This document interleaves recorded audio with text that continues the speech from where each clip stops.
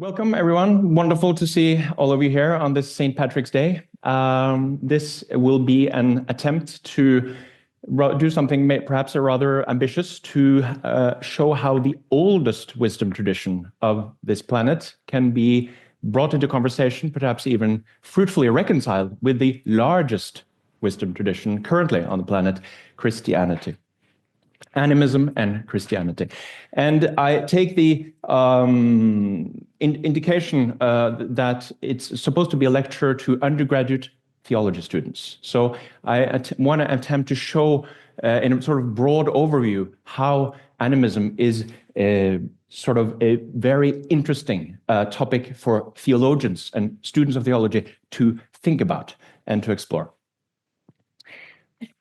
So, I want to start with a story. Paul Watson, maybe some of you know him, of Sea Shepherd. He was an indefatigable, or is still, in some sense, an indefatigable champion of protecting whales from fishery. He tells a story of what made him become so passionately engaged in protecting whales, protecting wildlife. Here's the story. Well, let's see. The context is that he had just tried and failed to save a whale. So the whale had been shot by the whaling boat. And then he says, the whale wavered and towered motionless above us. I looked up into a massive eye the size of my fist, an eye that reflected back intelligence, an eye that spoke wordlessly of compassion, an eye that communicated that this whale could discriminate and understand what we had tried to do. Ever so slowly, the whale fell back into the sea. As I watched the massive head sink beneath the swells, the flicker of life extinguished in the whale's eye, from that day I knew emotionally and spiritually that my allegiance lay with the whales, first and foremost, over the interests of those humans who would kill them.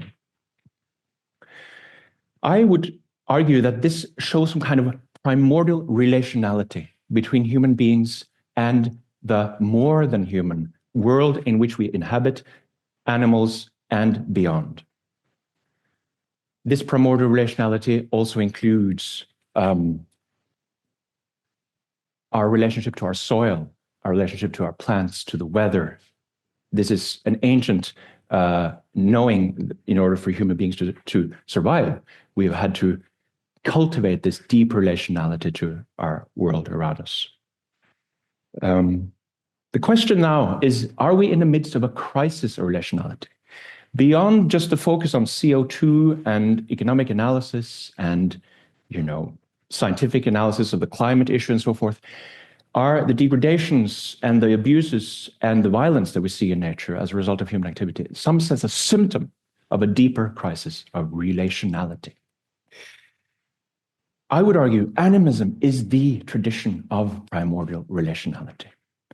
This is what has been cultivated by the indigenous peoples of the planet and still is being cultivated all around the planet. A sense of humble respect for the sacredness of all life and to include all life in our care and concern and respect.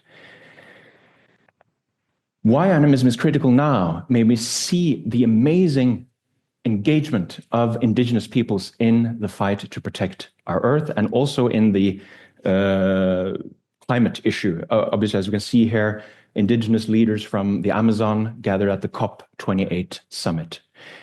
We see also here Standing Rock activists defending the sacredness of water in the face of the pipeline project a few years back. Anybody know what this is? What this river is the Wanganui River in New Zealand. This river has recently been granted the status of juridical legal personhood. And this may turn out to be one of the most promising ways forward now for the environmental movement, because we see that democracy is in decline. Democracy is struggling. So maybe the third power of state, the courts, the legal system, is where we may find a path forward. So we have the rights of nature movement, and the original question was formulated in a law journal in 1972: should trees have legal standing?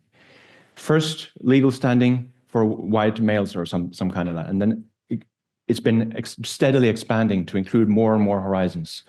Women and, children. Children didn't have rights at some point. Now they actually have rights not to be put to work and so forth. Well, isn't the natural step to expand this further? This is happening in many parts of the world. And indeed, the question, why should theologians care? Thomas Berry, Catholic theologian, eco-theologian, was a crucial instigator of this movement also in his concept of earth jurisprudence. And we see now, for instance, according to the United Church of Christ, in 2021, it was the first denomination, Christian denomination, to affirm the rights of nature in an official declaration. So here's the overview of this lecture. Just briefly go through a little bit about what is animism. And ultimately, we'll end up with some new attempts at defining what animism points to. I don't like the word animism because it is an invention of 18th century, 19th century European anthropology, and it's an ism. And yeah, anyway, we'll try to see if we can get there. Then we come to the profound conflicts and tensions between animism and Christian theology that stand in the way of a possible dialogue, reconciliation. Then I introduce a smorgasbord of different keys to potential reconciliation, some of which are not consistent with each other. But anyway, different paths that theologians could take in a possible dialogue with animism. Then we introduce just a few more or less explicitly animist Christian creation theologies from the last few years. Very well. Let's see here. Modernity and the de-animation of the world. How come we are not animists in some sense? How come animism seems strange to us moderns? Arnold Vetlesen, in his book on Cosmologies of the Anthropocene, an important Norwegian environmental philosopher, he quotes Hans Jonas when he says, "When man first began to interpret the nature of things, life was to him everywhere, and being the same as being alive, soul flooded the whole of existence and encountered itself in all things." Vetlesen continues, "As moderns, and in the name of progress, science, and rationality, we have so effectively internalized the mechanistic model of nature, inaugurated by Newton, Bacon, Descartes, and Hobbes, that we forget how radical a break it represents with the worldview that preceded it, and historically is the rule rather than the exception." Interesting. And then you could trace some very brief genealogy of this process. The house the modernity built when Andreotti, we have separated us out from nature in a certain sense. And this question of separability and individualism, Charles Taylor calls the buffered self of modernity. There's no sense of resonance with the larger world of more than human beings and more than human divine beings in a certain sense. Spectacular success of industrial technological society obviously has enclosed us more from having to need to be relationally oriented to the external world because we are being taken care of by our technologies. We have also Weber, the desacralization, disenchantment that we can see around us, fetishization of capital, pseudo-enchantment, recently explored by Eugene McCarraher, the nuclear family, nuclear self, more and more self-enclosed self of modernity, or late modernity we have now. And I would argue a crisis of relationality indeed, in the whole of mirrors of, yes, the hypermodern reality. However, as Bruno reminds us, we haven't maybe never been modern. Maybe this is just a surface layer. And Graham Harvey says we have, in fact, never stopped being animists. We engage animistically with our cars, with the weather, with all kinds of things all the time. And obviously, maybe the best podcast in the whole world at the moment, The Emerald, here argues animism is normative consciousness, the 90%, 98% of human history. So animism as 19th century religious category is the religion of primitive peoples, according to E.B. Taylor in his book, Primitive Cultures, centered around a belief in non-empirical soul spirits that projected into, in an anthropomorphizing way, features of the landscape, animate and inanimate objects. So it's considered a primitive and archaic and deluded form of understanding of reality in some sense, compared to modern science of the Western sphere. But then comes new animism in the last few decades and introduces a whole new approach to seeing that, wait a minute, we can't just dismiss these ontologies that the indigenous peoples of the earth are living inside out of this sort of hubristic attitude of the modern West. We need to study them. And as Arne Nettleson says, he no longer reads that much contemporary philosophy. He reads the anthropologists who study the ontologies of the indigenous people. He learns much more from them. So there's a newfound engagement and humility vis-a-vis the traditional peoples of the earth. Graham Harvey, his definition of animism is that animists are people who recognize that the world is full of persons, only some of whom are human, and that life is always lived in relationship with others. In reality, there are no individuals. There are only relatives and acts of relating. So it's a very, very radical challenge to the modern Western individualist mindset. In an article in the Journal of the American Academy of Religion, Darrell Wilkinson argues that, or sort of summarizes a little bit this new animist movement by saying that thus the relational ethos of some indigenous societies is seen as providing an alternative to the modernist elevation of humanity above its natural origins, and by implication, the ecological damage this elevation has wrought. The new animism is therefore widely presented as a turn to an indigenous and particularly hunter-gatherer-derived sensibility vis-a-vis the world, and a potentially corrective model for the West to follow. Aho mitakwe uyasin, for all my relations. This is from the Lakota people of North America. And obviously, is both practices and cosmologies involved here. Vetlesen, in his book, focuses on the worldview, the sense that everything is alive. He argues that it's basically a panpsychist worldview, panpsychist cosmology. That may be arguably, because panpsychism again reintroduces these sort of Western categories sort of onto something that may be much more mysterious, but certainly it's a mixture of both practices and world cosmologies. Prayer, ritual, ceremony, reciprocity, asking for permission. You can't just enter into a place, you have to go into it as an encounter with a person, not just some kind of material expanse you can just use for your own purposes. And the question is actually in what Bill McKibben has argued is the most important religious document of the 21st century, or even, yeah, I think that was his quote, Laudato Si. Could we detect traces of animism even here? Praise be to you, my Lord, through our sister Mother Earth, who sustains and governs us. This, he quotes his namesake Francis, Saint Francis. This sister now cries out to us because of the harm we have inflicted on her by our irresponsible use and abuse of the goods with which God has endowed her. Interesting. Then later on, Pope Francis says, as part of the universe called into being by one Father, all of us are linked by unseen bonds and together form a kind of universal family, a sublime communion which fills us with sacred, affectionate, and humble respect. When our hearts are authentically open to universal communion, this sense of fraternity excludes nothing and no one. Everything is related, and we human beings are united as brothers and sisters on a wonderful pilgrimage, woven together by the love God has for each of his creatures, and which also unites us in fond affection with brother sun, sister moon, brother river, and mother earth. Very radical for sitting Pontifex Maximus of the Holy Roman Church. Okay, here comes the shadows and the problems and the conflicts. What stands in the way of this dialogue? This is sort of, in a nutshell, the traditional doctrine of creation in Christian theology. Creatio ex nihilo, world is created out of nothing by God. Absolute distinction between creature and creator and creature. God is divinely transcendent and utterly free vis-a-vis creation. Creation is good and ordered. Human beings are created in the image of God and have dominion over the earth. However, through the fall of Adam and Eve, creation also suffers the effects of sin, human sin.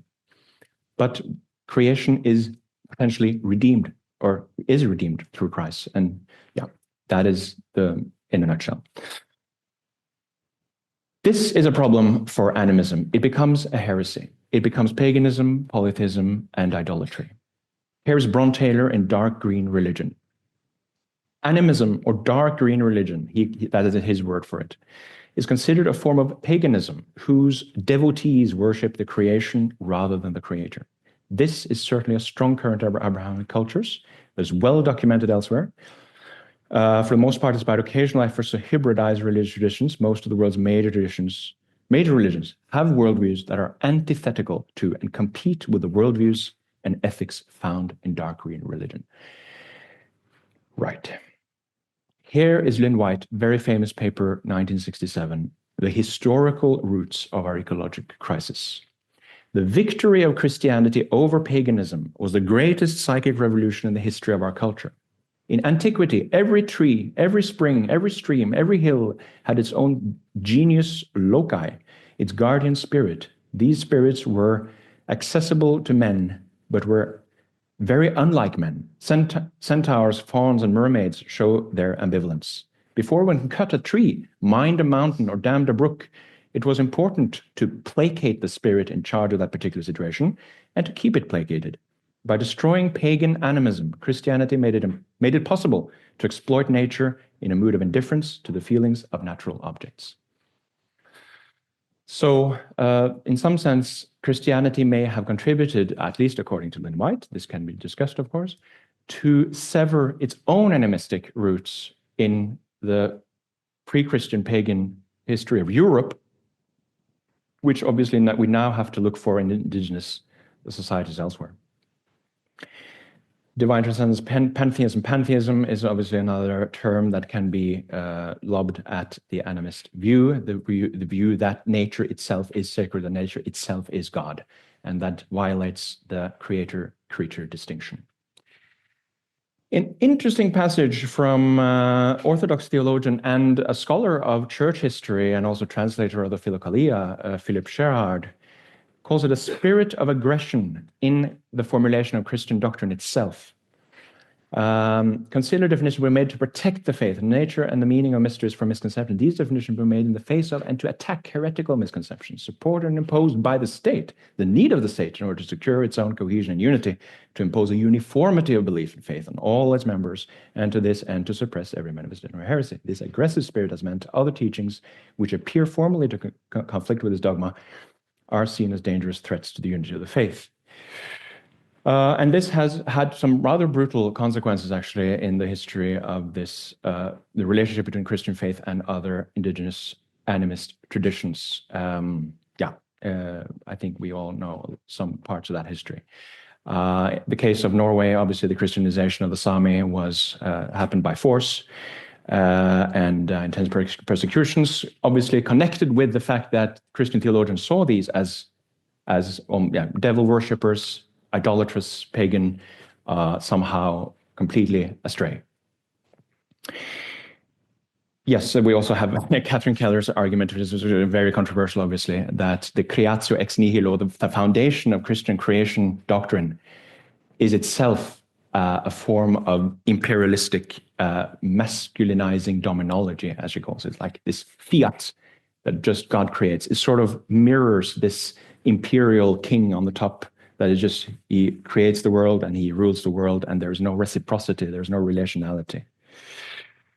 We have Jürgen Moltmann, venerable Protestant theologian, arguing that the focus of the Christianity on time and history is leading to a sort of homogenizing, universalizing impulse that disregards place, that discards local religions and the local earth wisdom that is contained in these indigenous traditions. And this is echoed by other indigenous priest, George Tinker. Okay, so here we have the whole list, and we'll just be going fairly quickly through at least some of them, and then we'll see how it goes. These are ways that are potential ways to bring reconciliation and dialogue between these traditions. So we have had developments in creation theology in the last decades that are emphasizing much more what is called panentheism, that God is within the world, and the world is within God. There is not this sense of this radical transcendence of God that, at least in some traditional doctrines, we have seen. So Jürgen Moltmann emphasizes this in God in Creation from an eco-theological perspective, that there has been this gradual desacralization of the natural world in scholastic theology and also in Protestant theology throughout the Middle Ages, and we have to bring in this pantheistic perspective again. Catherine Tanner argues that, she argues for a position called non-contrastive transcendence, that actually it's a little bit like, God is what gives being to all creatures, but the beingness of beings is obviously in everything. It is the beingness that we are all in here right now. It's not as if God is some kind of highest supreme monarch in the great chain of being. And then we have feminist theologies like Sarah McFague, who argues that creation, the world, the natural world, is the body of God. Interesting.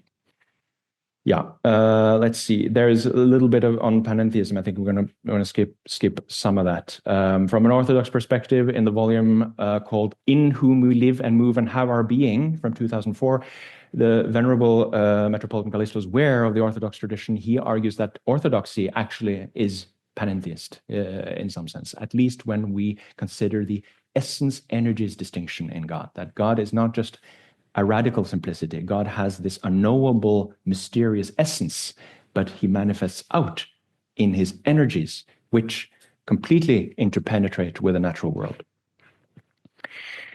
Then we have some creative recent propositions from the British theologian Joanna Leidenhag, who argues, from the panpsychism debate in modern philosophy of mind, that says that basically consciousness, we cannot explain consciousness. A lot of people with an immaterialist perspective of the world think that consciousness emerges out of the brain. But actually, it's really difficult to explain how consciousness is somehow a material phenomenon. So she argues that theology can embrace panpsychism in a way, can make it resonant with theology. And as we know from Arnold Nettleson, animism is panpsychism in practice. So maybe panpsychism is the theoretical abstract of animism in some sense. I'm not completely convinced by this path, but it's a possibility. Obviously, some theologians still believe that we are parachuted into this earth 6,000 years ago, and that, the theory of evolution and systems theory and Gaia theory and so forth is utter bullshit or something like that. So we have to just, I think in this room, it's a matter of course, but we just have to mention that evolution, systems theory, Gaia theory, symbiogenesis, that we have bacteria in our guts, that we are in constant relational dependence on the great web of life. It can bring this animistic relationality more into consciousness.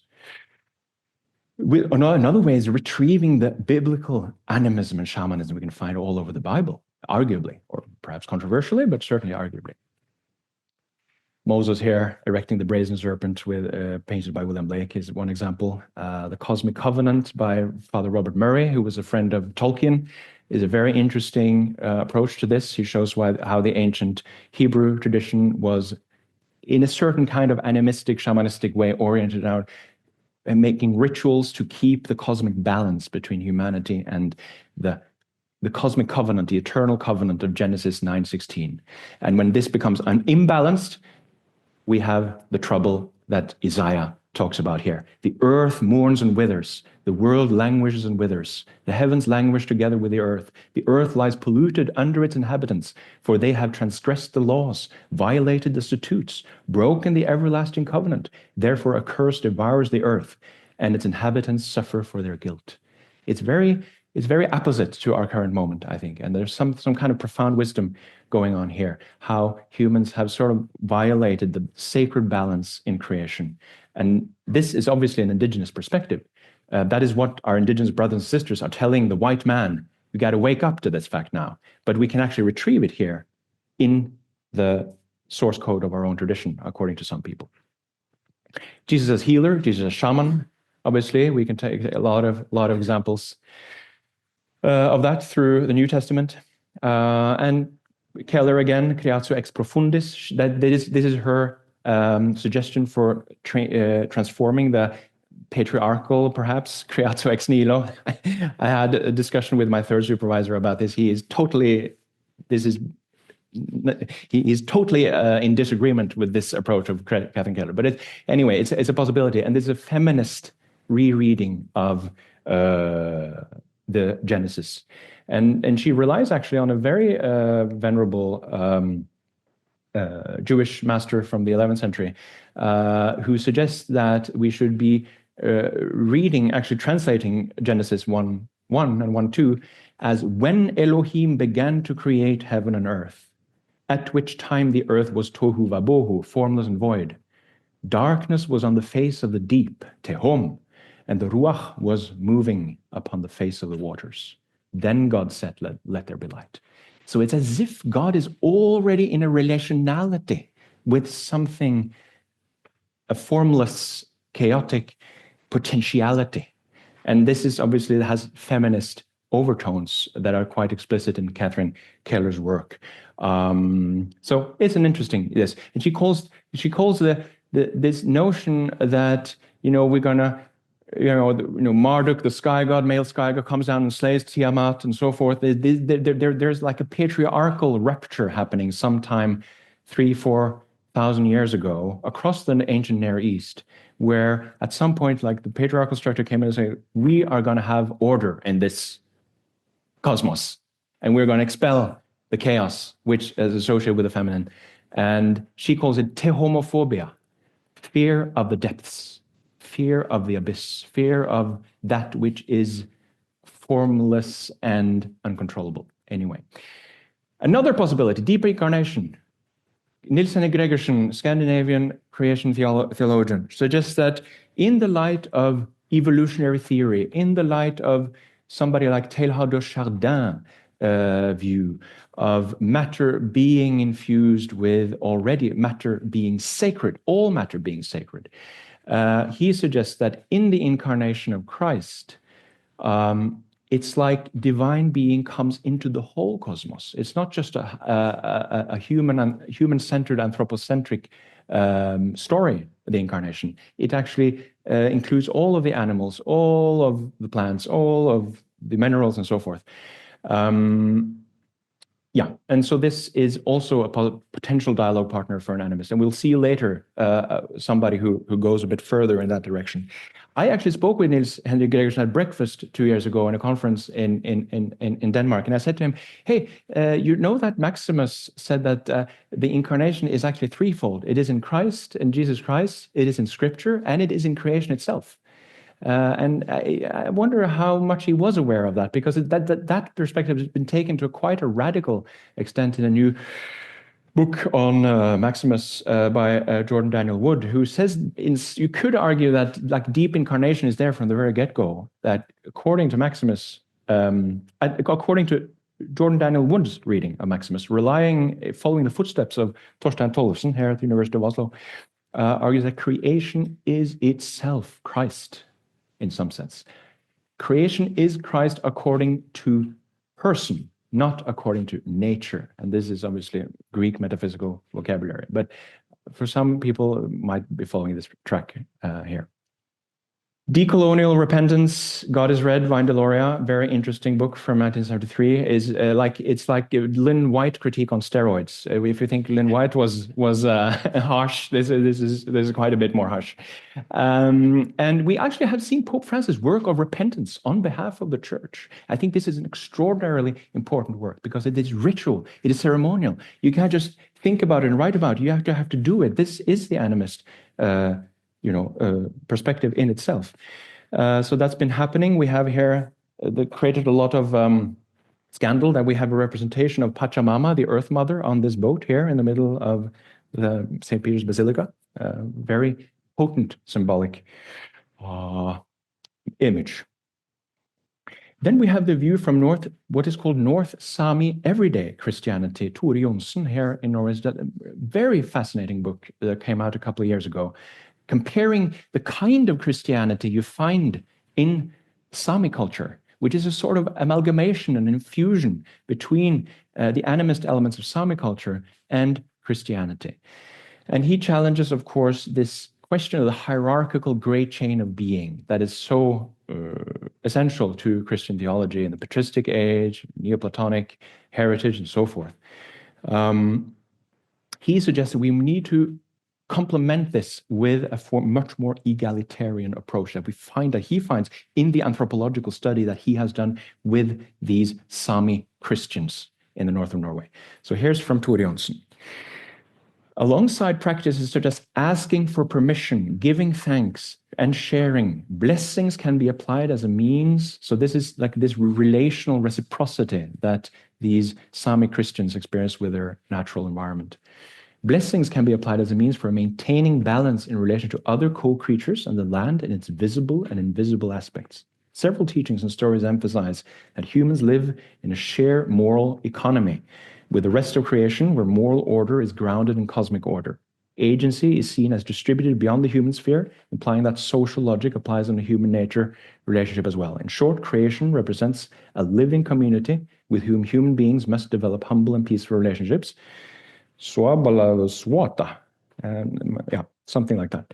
In comparison to the great chain of being logic discussed above, this reflects a far more egalitarian intuition of the world. The theology of Luther and Augustine allowed for a limited set of roles in human nature interaction compared to the Sami tradition. Sami practices exhibiting social logic extending to nature could and can, on such grounds, easily be confused with magic, worshipping creation, and the like. A Sami interpretation of these practices, however, will emphasize the ethos of approaching everything with Wolagaswata, humility, as one interviewee put it. These practices are basically about enacting well-ordered relationships in line with egalitarian intuitions of the world, where agency and personhood are distributed beyond the human sphere. All right, so here's a pretty strong statement that animism and Christianity are absolutely not in contradiction. Here's my little suggestion. Can we go from omnipotence to omni-responsibility? This is responsibility, like responsibility instead of responsibility is what Haraway suggests as a way forward. We have to see that we are responsible to this creation, and that consists in being our capacity to respond with a sensitivity, with an open heart. And obviously, I don't think we need to go all the way to the weak theology of like somebody like Caputo in questioning the omnipotence perspective, but maybe something like omni-responsibility. Is that God's power? He has perfected the capacity to be responsible to all creatures. And open relational theology, they call it amipotency instead of omnipotence. Anyway. That is a potential dialogue partner in reconceptualizing omnipotence, the omnipotence of creatio ex nihilo. Theosis and becoming omni-responsible, the thousand-armed Avalokiteshvara. That's from the Tibetan Buddhist tradition, but that's another topic. Monotheism 2.0 is a question here now. Can we integrate this sense of like around the cross, this is my proposal, around the cross of the vertical axis of the sense that everything obviously is in unity. This is the primal intuition of monotheism as I see it, the intuition of unity and the experience of unity through the mystics. The mystics are talking about the sense that everything is one. Everything is one. Can this be created, conjugated by a radical pluralism, a pluralism of multiple agencies, both human and more than human, such that the imperialistic tendency to homogenization and no salvation outside the church. Everybody has to come into the church. Everybody has to be a Christian. There's some kind of horizontal humility there that can be cultivated. Here is an image on the left there from the Council of All Beings from Joanna Macy's with the work that reconnects. We have to learn to sit in circle on this planet now and meet each other in humility. That is what animism also can teach. Christian theology, which has its imperialistic shadows in the past. Here's another approach to definition of animism, which I call sensitivity to the life in all things. In the ancient Christian contemplative practice of theoria physicae, seeing nature, contemplating nature, that can be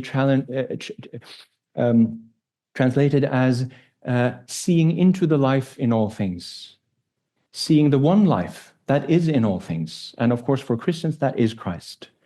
Viriditas is as a word that Hildegard of Bingen uses for this. That is Christ.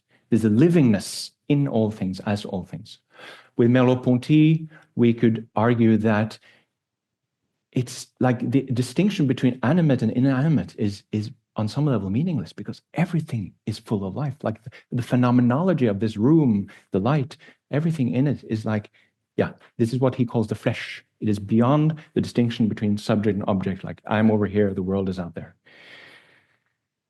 And finally, Trinitarian love, personhood, and primordial rationality. It clearly should be a possibility to locate within the core Christian view of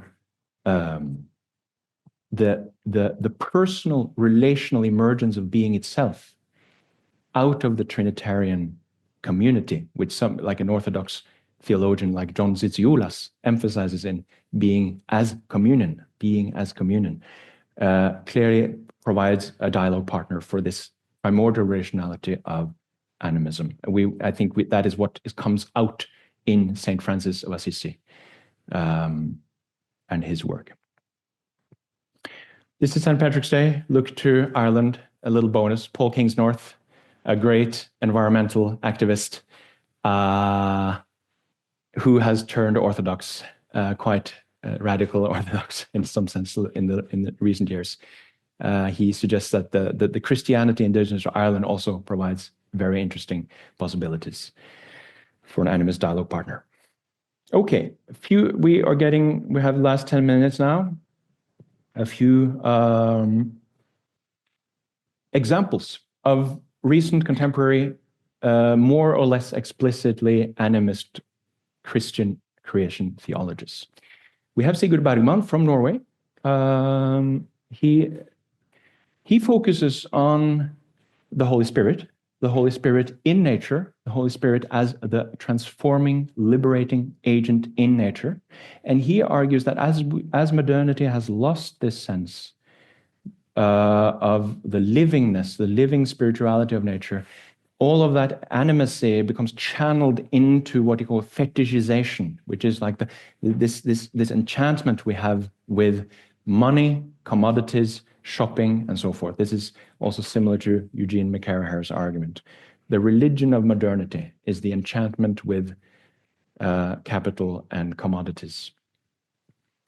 Let's see. Let's just take the last quote, the right quote here. Faith in the Holy Spirit as an all-embracing, life-giving, liberating movement can break down belief systems where fetishized commodities, money, and technologies turn the gifts of life into instruments for dominion. It's like a false animism, he argues, in some sense. In such an analytical horizon, anthropogenic climatic change represents nothing more than the outermost consequence of fetishization as a cardinal human sin, the disenchantment of sacred earth and life as a gift of the spirit, and the unjust fragmentation of its life forms and artifacts into tools of power over each other. So he argues that Christianity has to give up their reticence about the animist traditions of humankind and really embrace and see this. It's through the Holy Spirit, according to Bergman, that is where the union can be made, or the synthesis. Another very interesting example is Mark Wallace. Mark Wallace's basic argument is that Christianity and the whole Jewish tradition, the Judeo-Christian tradition, if one wants to use that word, is animist from its very roots. It's animist from its very get-go. And he, in his book, When God Was a Bird, he basically goes through a lot of examples from the Old Testament, from the New Testament, to show the animism implicit in the text. Obviously, Paul's, from Romans 8, Paul's groaning terra mater is argues Wallace, is a deep echo of the weeping land in Genesis, the anguished birth mother in Jeremiah, and the mournful ground in Hosea. Earth in the Bible, like Lovelock's Gaia, is a living, feeling being who cries out and suffers injury from the depredation brought by human malice. But why is this animus insight, the recognition of the common personhood of all things who suffer repeated injury, so crucial for our well-being on the planet?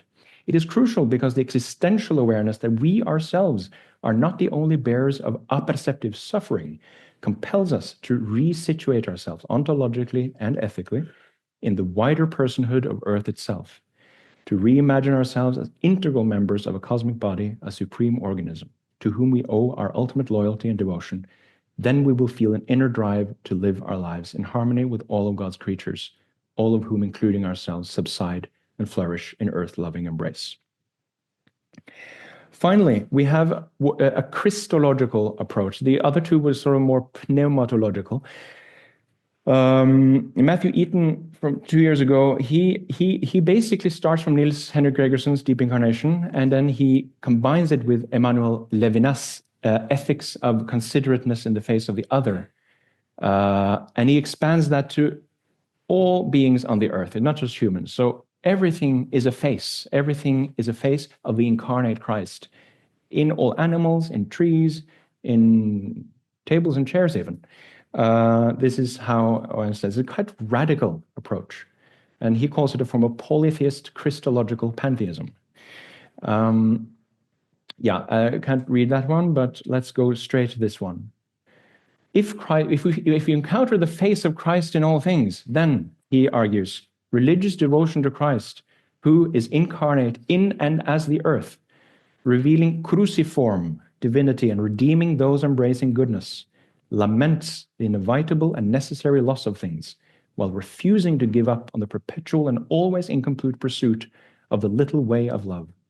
Such love proceeds not because utopian justice will be achieved, or because it is commanded by an otherworldly sovereign, but because of a feeling of devotion to cruciform alterity, to Christ incarnate in and as the face of things.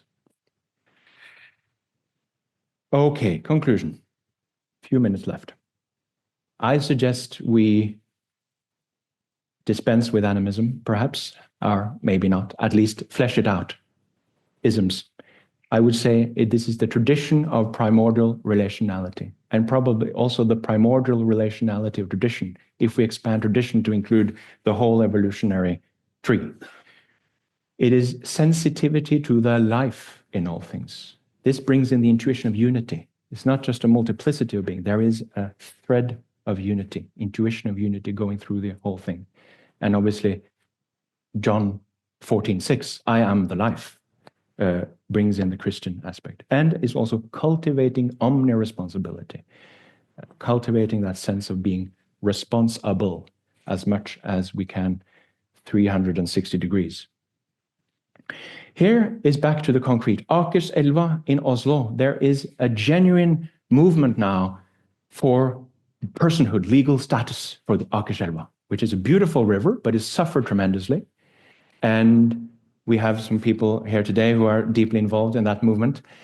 And it's quite amazing to see these practical and theological currents coming together in realization here. This is literally 2 days ago. I was there with some people here also, and there was a tremendous, wonderful ritual ceremony there to open this dialogue about getting legal personhood status to Akerselva. We had wonderful representatives from the Sami people, shamans, drumming, chanting, and we were also placing little prayer boats on the river with flowers and saying our prayers for the river. And in some sense, embodying this ethos of reciprocity, that we can maybe ask also help in this process of these legal machinations to secure personhood for Akerselva, because it's not just humans who have agency. There is much larger agency at work here. So here are more images from that. Here's some of the leaders of this movement on Saturday, 2 days ago. I suggest, in the spirit of Thomas Berry, that theology can help to guide law in the rights of nature perspective, which in turn can constrain the science and theology, which in turn informs theology. This is, when democracy is in decline, this may be a path forward for how we can move. To take care of Earth, Gaia, Mother Earth, Pachamama. Key takeaways.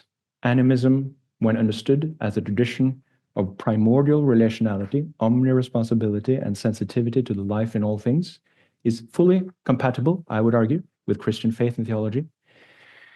Animism reintroduces the hyper-individualized modern self back into communion with the earth community of humanities and the planet's deep history. Theologians and students of theology should take a serious interest in animist cosmologies and practices in this time of planetary ecological upheaval. We've not been able to touch on what could be done with liturgy, with contemplative practices. This has been more focused on theory and doctrine, but there's a whole possibility there. A range of doctrinal issues and historical traumas need further work and nuance, both in systematic and practical theology. I think the work of repentance that Pope Francis has started is amazing, and that I think it needs to be continued. Trauma is, the importance of trauma is becoming recognized more and more in our day. Number 5, there are tremendous resources, as I've shown, in the Christian tradition, both in the Bible and in newer creation theology, for an animist revival. And finally, an animistically revived Christian eco-theology can contribute to the ongoing dialogue between science, law, and society in a rights of nature framework for a just and ecologically wise planetary civilization. Thank you.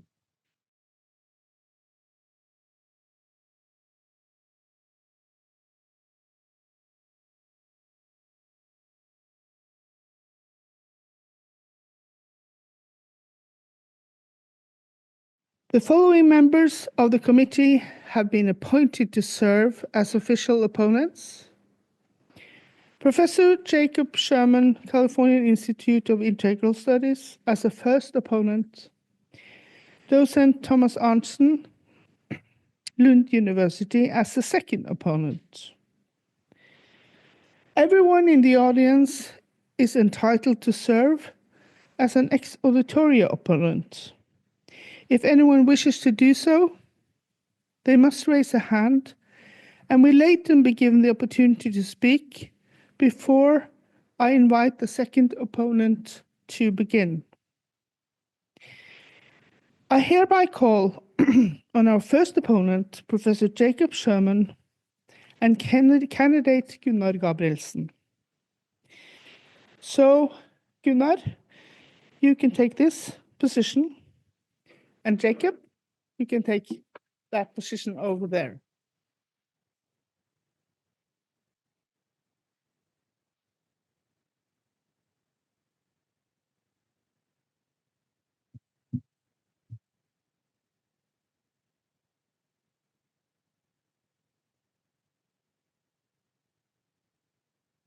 It's on? Yes. All right. Lovely. Welcome, Gunnar. It is both my privilege and my responsibility to introduce Gunnar Gabriel Gjermundsen's dissertation, Holy Ecology, Renewing Christian Vision in a Planetary Age. This dissertation is structured as a compilation thesis rather than a traditional monograph. The dissertation consists of 3 main parts: an introduction, a collection of 3 peer-reviewed articles, 2 of which have already been published, one of which is, I believe, shortly to be published, and a conclusion. Now, the heart of what Gjermundsen has accomplished lies in the 3 articles: Living on This Earth as in Heaven, which was published in 2024 in the journal Modern Theology; The Spiritual Senses and the Problem of Transcendence, published in 2023 in the journal Spiritus, a journal of Christian spirituality; and Tree of Life, Womb of Creation, which I believe is forthcoming in the Journal of Contemplative Studies. Although the compilation thesis format does not require a cumulative argument, Gjermundsen successfully integrates these articles through the 3 opening chapters that form part 1 of the dissertation he submitted, which some of you have a copy of today. This part 1 is called Groundwork, and in these first 3 chapters, Gjermundsen attempts to weave together both the context the broad fields he's engaging, and the methodological moves that he's making throughout these articles in order to show the coherence lying behind these three separate studies that he's submitted. Now, these first three chapters, I should say, aren't merely preparatory or a kind of exercise in throat clearing, as you might kind of expect. Instead, they contextualize and clarify the nature, scope, and approach of Gjermundsen's interdisciplinary effort to creatively retrieve and to renew Christian teachings about theoria physicae, the contemplation of nature, in the face of contemporary ecological challenges, but also contemporary critical ecological theories. In Chapter 1, A Planetary Age, Gjermundsen seeks to engage the work of a variety of post-humanist, new materialist, critical ecological, and animist thinkers, from Bruno Latour to Dipesh Chakrabarty, from whom the title Planetary Age is drawn. Within much of academia, it's become common to refer to the historical conditions with which Gjermundsen is concerned as the Anthropocene, which names a geological age during which human activity has become the dominant influence on Earth's systems, species, climate, and environment. The paradox of the Anthropocene, namely that human agency is both responsible for transforming at a fundamental level the biogeochemistry of the Earth, and at the same time seems stymied in its collective efforts to change this behavior. This paradox sets the scene for much of Gjermundsen's reassessment of Christian contemplative teachings later in the dissertation. In these early chapters, drawing on a wide range of critical ecological thinkers, Gjermundsen issues a call for a recuperation of both contemplative and animist traditions as we seek to rethink many of the most basic questions in theology, philosophy, religious studies, and related disciplines. Gjermundsen also draws on the recent resurgence of interest in animist traditions, what Graham Harvey has called, and what he introduced us to this morning, as the new animism, or as he also put it, following Arne Vetlesen, this can be thought of as panpsychism in practice. The gist of all this is that the contemporary transformation of the Earth under the aegis of human activity has drawn new scholarly and ecological attention to the meshed, networked agency of the more than human world with whom we share the planet. But it seems merely drawing attention to other ecological agents with whom our lives are bound is not enough to steer society away from the ecological brink. So, what can be done, he asks.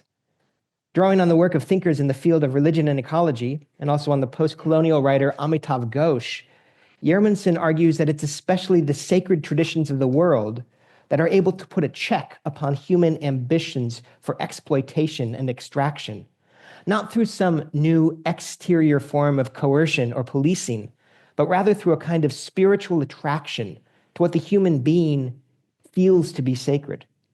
Gjermundsen points especially to the way that the 2.4 billion Christians on planet Earth could find resources within their own spiritual traditions for what Pope Francis has called an ecological conversion, a transformation both of the social imaginary and of personal and collective behaviors that would lead towards less defoliative ways of inhabiting the planet. In Chapter 2, Gjermundsen shifts from the vast planetary and post-humanist tableau to more granular methodological questions within the field of religion and ecology generally, and the field of eco-theology more particularly. Perhaps most importantly, drawing on Paul Santmeyer's recognition of the fundamental ecological ambiguity of the Christian tradition, where traditions that lead to ecological flourishing, on the one hand, sit side by side with what Santmeyer calls traditions of ascent, that see the material world as something to be escaped rather than sanctified. Gjermundsen prefers to call this ecologically problematic approach, what Santmeyer calls ascent. Gjermundsen prefers to call it transcendentalism, but this isn't the literary transcendentalism of my own country, of the American 19th century, but rather the tendency, as Gjermundsen puts it, to create a division and hierarchy between two or more elements on either metaphysical or anthropological or socio-institutional levels. And this creation of a dualism tends to elevate the value of the higher element while at the same time axiologically depleting reifying and instrumentalizing the lower elements. As an alternative to this kind of transcendentalism, Gjermundsen suggests that a different, more ecologically resilient approach to the Christian tradition might involve paying closer attention to its contemplative dimensions, especially to those traditions regarding theoria physicae, the contemplation of nature, which Metropolitan Callistus Ware glosses as seeing all things in God and God in all things. Building on hints in his earlier chapters, and we saw some of this earlier today as well if you attended the lecture, Gjermundsen argues that theoria physicae can also be related to what Mark Wallace has called Christian animism. Now, it's become fashionable in recent decades to treat this and other such approaches under the rubric of re-enchantment. But Gjermundsen provocatively suggests that what's really at stake isn't so much re-enchantment as actually another form of disenchantment, an undoing, rather, of the spellwork of modernity that enticed us to regard the earth as a stable mechanical backdrop upon which our adventures of human agency and history-making could be unproblematically performed. Methodologically, Gjermundsen's approach is therefore not just one of retrieval, but also of what he calls shadow work. This is necessary in order to cast light upon the distortions at the level of both dogma and practice that have corrupted the Christian relationship to the more than human world and have resulted in the sort of anthropocentrism and exploitation lamented by critics from Lynn White to Rosemary Radford Ruther. Accordingly, Gjermundsen draws not only on critical ecological literatures, but also on feminism, on post-colonial studies, and other such emancipatory lenses for his project. In chapter 3 of his introduction, Gjermundsen turns his attention more fully to these sorts of questions when he picks up the topic of method explicitly. Here, his approach is twofold. On the one hand, he employs a contemplative hermeneutics for the sake of a creative, contemplative retrieval of sources and/or readings that are largely elided in the modern West. But in addition to this contemplative ressourcement, Gjermundsen also employs a genealogical approach to relativize, particularize, and historicize social and ecological relations that might otherwise seem natural. His approach to genealogy thus continues a style of argument that Nietzsche employed in the genealogy of morals, a style that has been especially prominent within eco-critical literature that seeks to understand how our contemporary eco-crisis could have emerged out of the various forces that together constitute the modern West. Throughout the 20th century, genealogies often had a psychoanalytic aspect to them as well, and perhaps most obviously in the work of the Frankfurt School of Critical Theory, Gjermundsen too adds a psychoanalytic note to his eco-genealogies in an attempt to show that what has been ecologically repressed can be brought to a kind of healing consciousness and awareness, offering a new interpretation that might free one from the mechanical repetition of invidious theological distortions that have justified ecological degradation. Genealogy can thus be seen as a kind of collective or cultural psychoanalysis, even perhaps a planetary psychoanalysis in a certain animistic sense. In his first published article, Living on This Earth as in Heaven, Time and the Ecological Conversion of Eschatology, Gjermundsen argues that equating eschatology with a future state is itself a distortion of the gospel proclamation, one that has contributed to the ecological degradation afflicting the modern earth and humanity. By contrast, he turns to Maximus the Confessor for an alternative understanding of eschatology, one that challenges the modern construction of time consciousness with its linear timekeeping and ever-accelerating pace. Modernity, Gjermundsen suggests, is fundamentally constituted by its relationship to time, particularly its accelerating rhythms. From the mechanical clock's regulation of daily behavior to the importation of coffee and the expansion of sustained attention for prolonged work, each of these developments has contributed to what Hartmut Rosa describes as the accelerationist tendencies of modernity. Gjermundsen draws attention to these forces, offering a critical theological perspective on how they shape human perception and experience. Drawing on Maximus, he then proposes an alternative eschatology, one that does not seek to escape from temporality, per se, but rather looks for the transfiguration of the soul within time itself, transforming the soul's very capacities for perception. This allows him to critique both the secular eschatology embedded in modernity's accelerating tendencies and the historicist foreclosure of the contemplative tradition within much of Christian theology. Now, in his second article, The Spiritual Senses and the Problem of Transcendence, Gjermundsen interrogates the Christian focus on transcendence and its potential to devalue embodied terrestrial existence, what we earlier encountered as Santmeyer's traditions of ascent, and Gjermundsen has called transcendentalism. In this second article, he investigates the complex changing relationship between body and spirit, senses and intellect, or the physical world and the divine nature. Rather than static binaries in opposition to one another, Gjermundsen points to the way that Byzantine monastic theology saw these as dynamic contraries, whose relationship was transformed through a spiritual practitioner's development along the path of theosis or divinization. Initially, during the stage of that Byzantine monastic theology calls praktike, or ascetical praxis, these elements, these dichotomies between body and soul, sense and intellect, physical world and divine nature, initially, Gjermundsen says, during the ethical training portion of spiritual development, these appear as contraries, these appear as contradictories.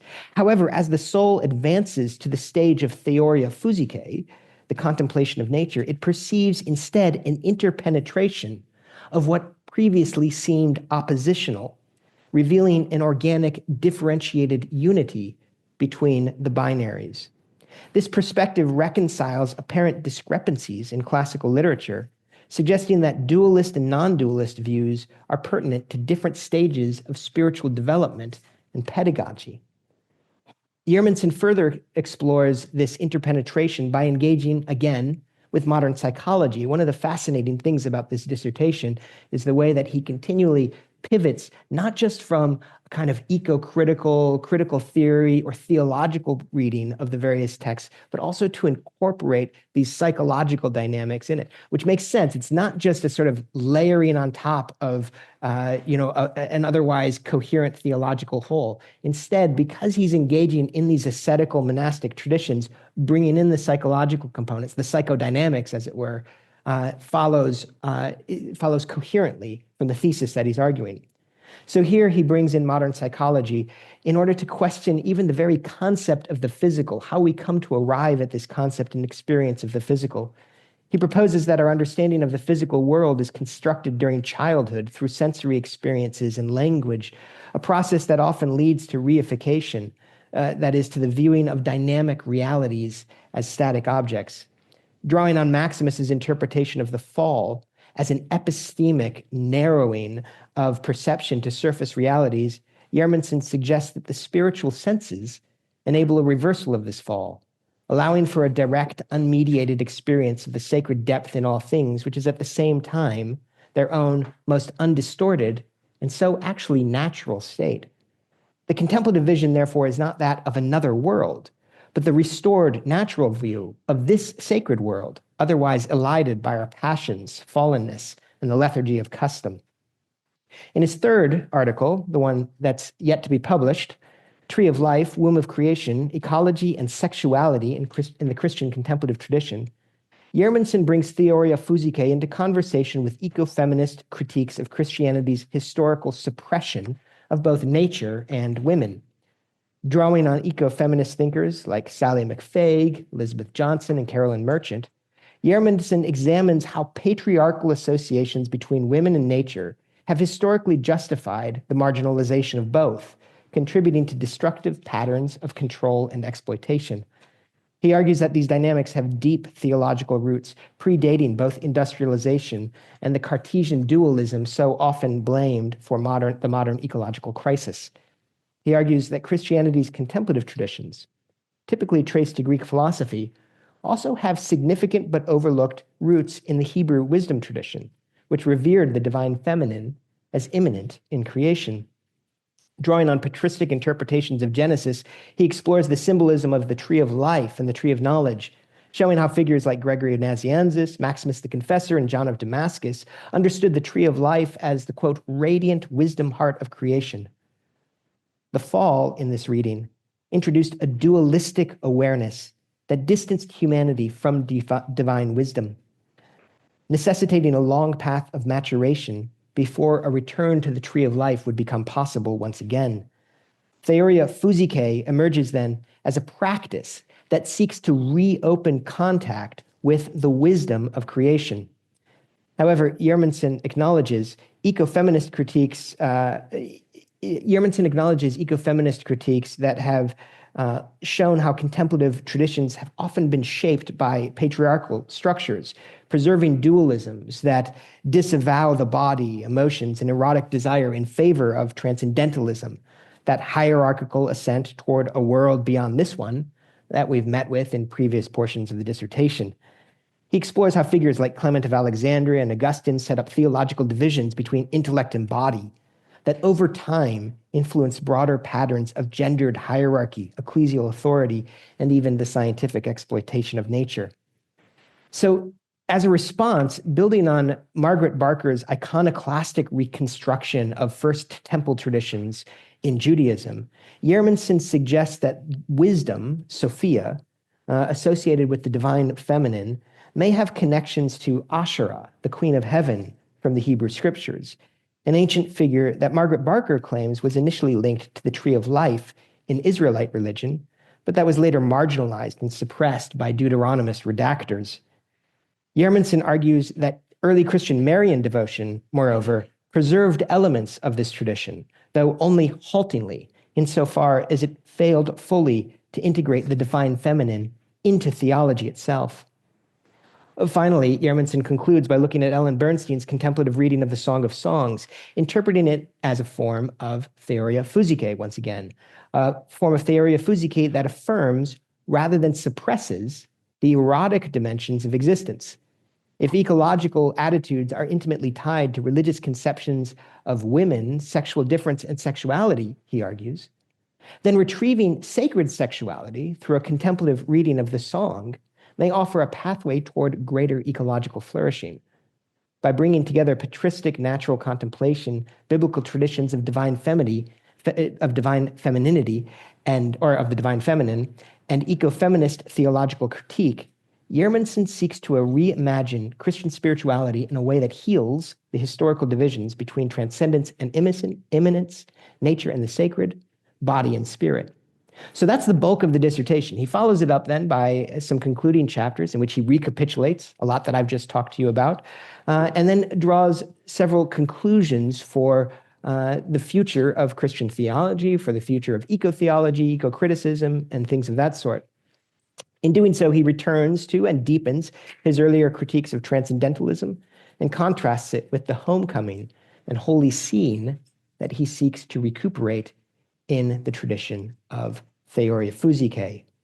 So now I want to turn to some questions for the candidate. First, I want to say congratulations on what I think is a very impressive set of articles and a broader thesis. I learned a tremendous amount in engaging with this, and I'm grateful for that opportunity. That said, I am going to try to ask you some difficult questions, and we'll have some time to have a discussion about them. So let me start by asking you, let's see, I have several of these I can start with, but let me start here.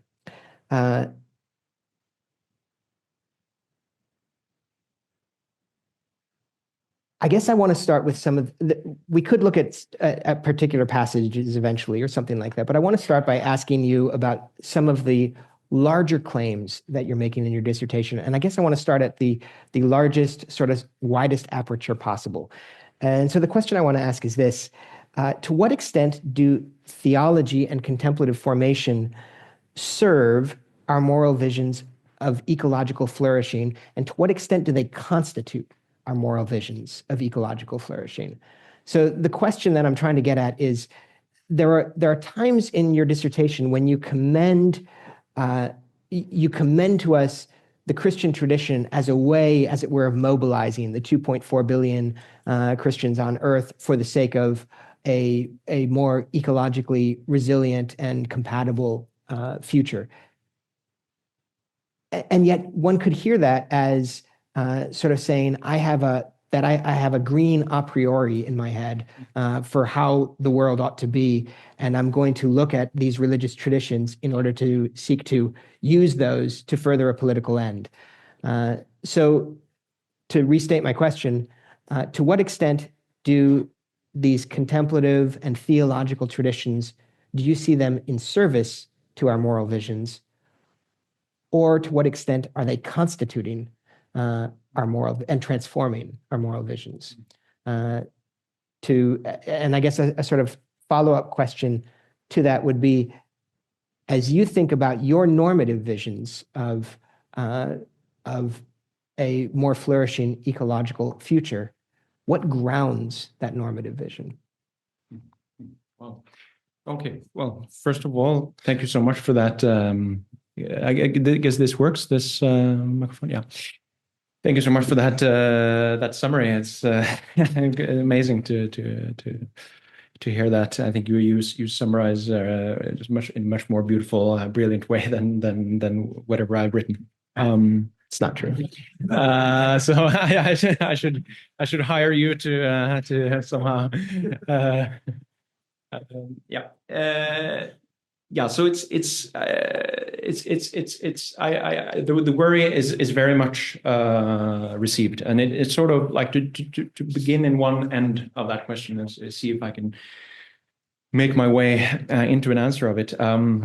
I think that is the worry with some of the sort of like attempts to reform theology from, for instance, ecofeminist direction that we saw in the lecture earlier about, for instance, Catherine Keller's attempt to reformulate the creatio ex nihilo, creation out of nothing doctrine. Whether it's somehow is a kind of sort of political overreach to try and go back and out of some kind of as you say, a political agenda that is relevant to our time, to go back then into sacred tradition and try to tinker with the source code, as it were, in the Christian tradition to sort of make it fit more our priorities in this moment. So I think that is a really valid concern. So what the thing that comes up for me around that is the concept of tradition, actually, in particularly as it comes through the orthodox, like neo-patristic synthesis thinkers.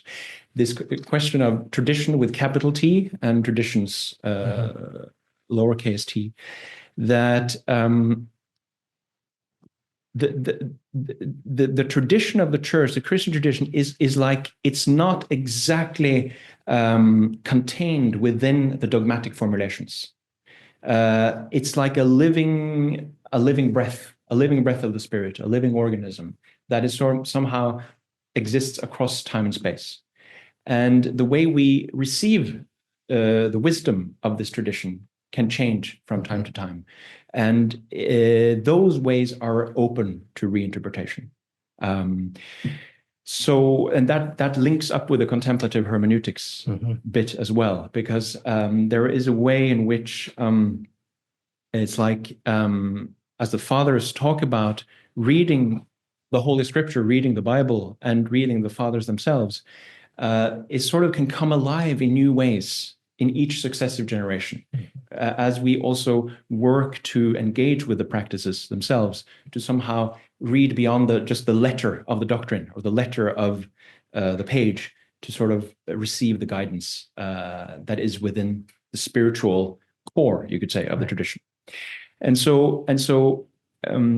then I want to make another point, and that is that there is a kind of premise that underlies the dissertation with respect to the question of theoria physicae, the contemplation of nature, because implicit in that is the fact that if we human beings are attentive, if we open our senses and kind of get a little bit outside of our sort of self-centered, egocentric, self-absorbed issues and are able to sense into what nature itself is teaching us. That is what it's about. The original instructions for how to live in creation, in reality, in a good way, in a harmonious way, in a respectful way, that is not something we need to kind of invent separately, through some kind of political initiative or something. It's like if it's already there. There's a wisdom already in nature that we can become attentive to. So, can I ask? Yeah. Interrupt for a second. That wisdom already present in nature, the original instructions. Can you clarify sort of how you're thinking about that? Like, if that's the case,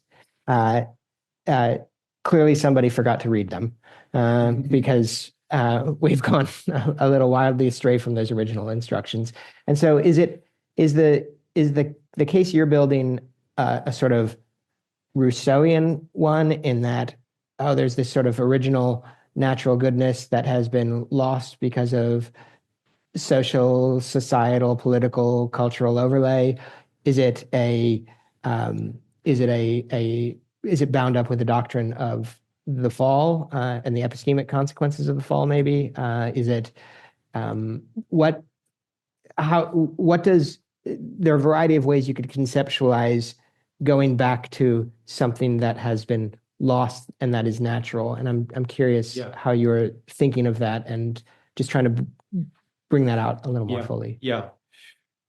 So there are multiple issues there. One thing is like the romanticism, you could say, of Rousseau and others in that tradition, like on the far side of the sort of industrialization of the West, have said that, okay, we need to recover a more originary intimacy, a connection with nature.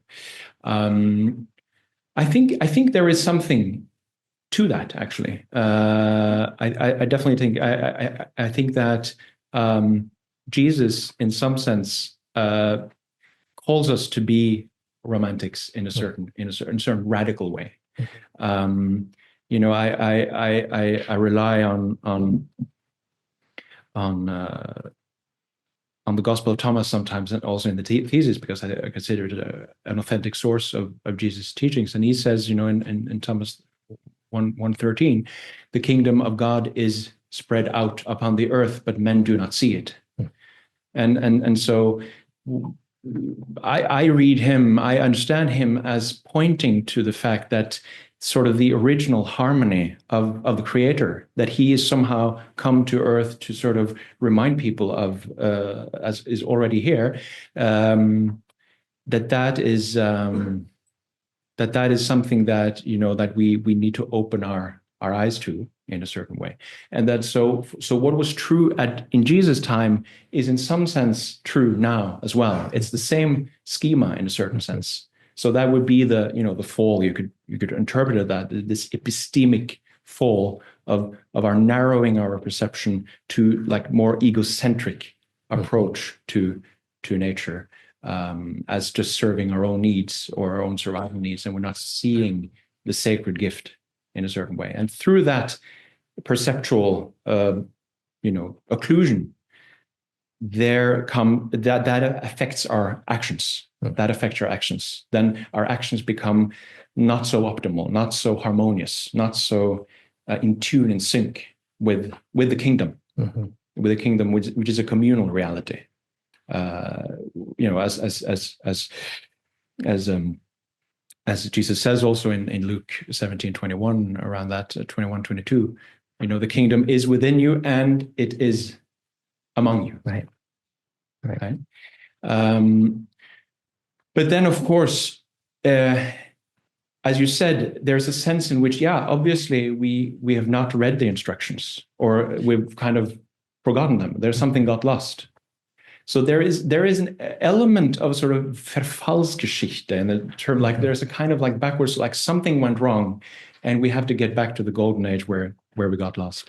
And I don't want to really end up there either, in a certain way. Like some of the eco-critical theorists, like Syed Hossein Nasr and Philip Sherhard, was a strong exponent of that view, that like is a very sort of grumpy old man kind of view that, like modern civilization has just got completely off the hinges and we have to, get back to tradition, conservative values.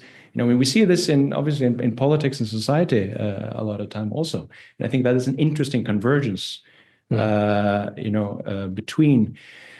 some like the political theology that we see in today's society that wants to really curtail liberalism and the excesses of materialism through this kind of strong return to tradition and sort of like almost like going back in time.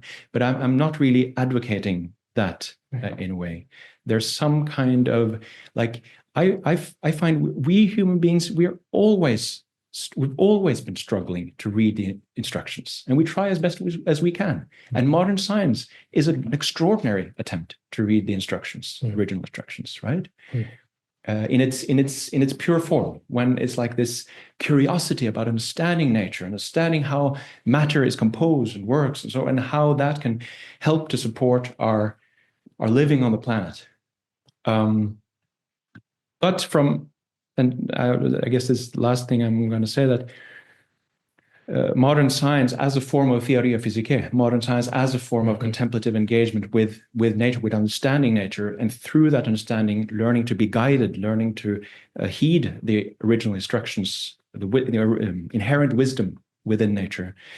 For the fathers, they would say at some point, there's still the impact of the passions. It's still the impact of egocentric, distorted ways of seeing, influenced by greed, influenced by vanity, influenced by desire, and so forth, that comes in to sort of limit that the purity of the access to the wisdom, those original instructions. Yeah. I mean, I think there are a couple of different ways you could think about that. One of them is, I hear you describing a dynamic, almost morphogenetic sense of the human being as something that comes into being over time, rather than just appearing suddenly fully formed or perfect, right? There's a sense in which the kind of creatures we are, with an extended neoteny, we need to be completed through our lives, through processes of formation, idea, spiritual transformation, learning to wrestle with the passions as they come online at various stages of human development, right? And there's a sense in which that itself, at every step along the way, involves the possibility of diverging from what you're describing as the original instructions, right? That's interesting. And just before I ask you another question, and I'll try to make the next one harder, your point about modern science, I think, is also a really good one, and it doesn't show up very often in here, but I think it's a really crucial ballast to what you're arguing in here, that the sciences themselves, and not just the kind of spiritual practices that might involve more of a meditative mind, but that the sciences themselves might also be seen as a form of maybe as a form of theoria physicae. Is that what I heard you say? I mean, at least metaphorically, at least, or by analogy. Yeah. It's I would argue it's animated by the same impulse in a way. It's like learning to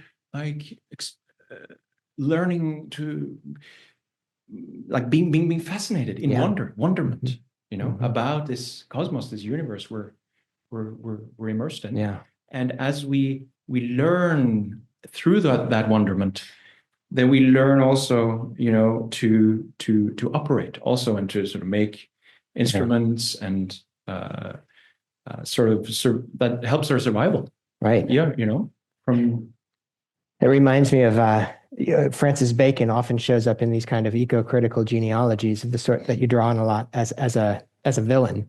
But this reminds me of, there's a moment in Coleridge's Lectures on Method, which occur at the end of, I believe, the second book of The Friend. And in these Lectures on Method, Coleridge calls Francis Bacon the English Plato. And he sees Bacon as the English Plato because Plato is sort of the great philosopher of contemplation. And he thinks that what motivated Bacon, might have been wrong, but what Coleridge is drawn to it is this wonder to understand and to know the world. And it's that, so he sees Bacon, for all of his faults that Carolyn Merchant and others point out, Coleridge sees Bacon as drawn by wonder and a kind of contemplative longing to know the world itself, Yes. which is somewhat something, it reminds me of what I hear you saying.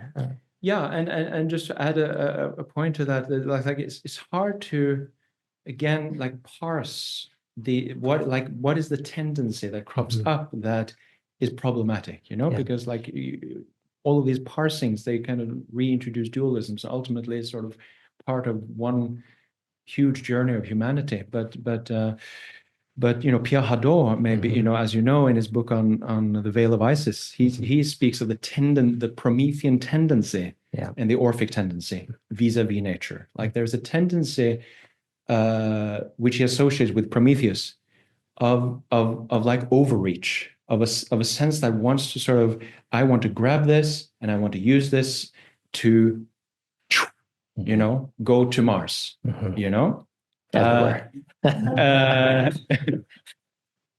And you know, and because if I can't dream of going to Mars, I won't be able to get up in the morning. Well, maybe you should look at that. Maybe you should do some therapia.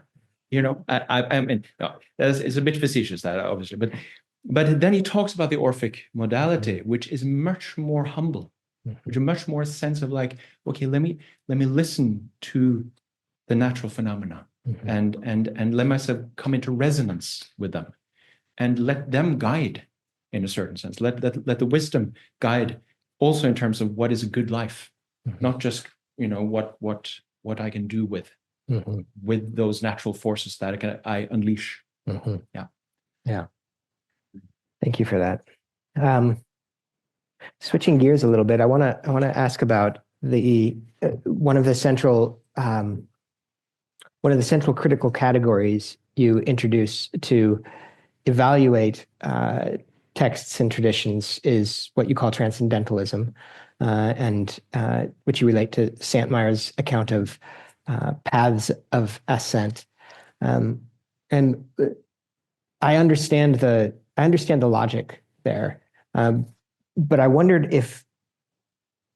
how globally you want to apply it, and so the question, I guess, as I would put it, is all aspiration for transcendence engaged in what you call transcendentalism, or might there be, say, non-invidious hierarchies of longing that don't denigrate the world? Earlier in your lecture, you pointed to the Christian animist critique of the chain of being, and there's a certain way in which the chain of being can be used to say that actually only those who sort of occupy the topmost have any value, right? This is kind of like archaic imperial model with, you know, the pharaoh at the top of the pyramid sort of consuming the labor of everyone beneath, and you can see that on the chain of being. But you might also think of hierarchy as one of Maximus's sources, Pseudo-Dionysius the Areopagite does, as a hierarchos, a kind of a sacred origin that is a relationship of service to every subsequent level of the hierarchy, rather than a relationship of exploitation. So I wonder, again, to put my question just in a sentence, is how globally, how universally do you want to equate transcendence with the invidious forms that you call transcendentalism? Yeah, that's a great question. So in the second article, I make the distinction, and obviously my terminology is not completely consistent through all the articles and also the introductory section. So sort of my thinking and my vocabulary has sort of morphed and shifted a little bit, sort of along the way of working with it. But in that second article, I talk about the distinction between the impulse to transcendence, which I believe is universal. like the impulse to transcendence, the sense that you get in Dionysius and Maximus that all creation longs for the creator. All creation is sort of in some form of erotic movement towards, like from out of where everything comes and back towards that source. The beloved, capital B, is that sense of that source that draws magnetically, I think, on all souls, human beings, as at least in the literature, in the mystical literature, is very pronounced. So I definitely want to underline that the impulse to transcendence, when it becomes transcendentalism, when it becomes transcendentitis, in a way, like it's like there, like what I got to eventually, and I touch a little bit on it in the final concluding discussion after the articles, is the importance of pain and trauma. Actually, like in our history, like we're coming to terms with our thousands of years of pain and trauma. That is obviously, we can also notice immediately in our own lives. Certainly, I can. The desire to want to escape from embodiment itself, because it is painful, it is scary, it is full of the potential of sickness and death, obviously, as the Buddha pointed to as well. And there arises, and also in Buddha's case, obviously, it's very classical, they arise the desire to escape the cycle of this existence, this kind of existence. And I'm not going to pronounce myself whether Buddha was a transcendentalist. I don't want to say that. But certainly these ascetical, contemplative traditions and practices have been received, have been interpreted in that way, where it becomes some kind of escape, some kind of stepping away from. Valuing the embodied and valuing the particular. Right, and I also to draw another parallel back to the lecture earlier around this, after having explored the Sami everyday Christianity, which is much more relational and somehow not so hierarchical, but more like egalitarian. I don't see that there is necessarily a contradiction between having a sense of this, the great chain of being, or the hierarchy, in a way of like the depth dimension, right? Where the soul is drawn deeper to its origin, what feels like its core, its essence. And at the same time, seeing that each particularity is reality itself, is the value, is Christ in a way, in a certain sort of incarnational Christian animism way. Yeah, it's very Dionysian insight also. Is it? Yeah. I mean, the Areopagite will talk that way about the highest not being at any greater distance from any element of creation than the lowest. So there's a certain sense in which actually the simplicity of the highest is mirrored, and so even closer to the simplicity of the lowest than in the intervening levels. And so there's a sense in which at the same time there's a hierarchy that's drawn, there's an overcoming of the hierarchy through a kind of diagonalizing out of it. But then the question is, to see that, to realize that, you would probably have needed to work through quite a bit of that. Which is sort of your point about the sort of pedagogical, developmental aspects of these, what can feel as like contraries at one stage of development can then be seen as differentiated unities at another stage. Yes. Yeah. And it arguably perhaps also dovetails with the critique after Feuerbach of, like, to really question to what extent in the tradition not necessarily among the most refined theologians of the tradition, but like in everyday Christianity and also in ecclesiastical organization and so forth, whether there is still that concept of God and the hierarchy is influenced by actually worldly images we have of a king and his subjects, and then we build, and then it's like that theology or that image of God and the hierarchy then retroactively influences how we think, ecclesiastical organization should be set up, for instance, and then in a circle. And I would argue that that is the value of the contemplative tradition and the mystics of all ages, certainly of the Christian tradition, that it's like it's some kind of epistemic purification. Also, it's like the moral purification, but there's also something like one's conceptualizations of things become softer, less informed by these rigid images. In psychology, would argue is sort of oftentimes influenced by one's own upbringing and one's own past, like the father image projected on the God and so forth. Yeah, is that because you see the contemplative traditions as one of the defining markers of the contemplative traditions is that they unsettle the self, that there's a kind of mutability to the self that they insist upon, so that the point of engaging, if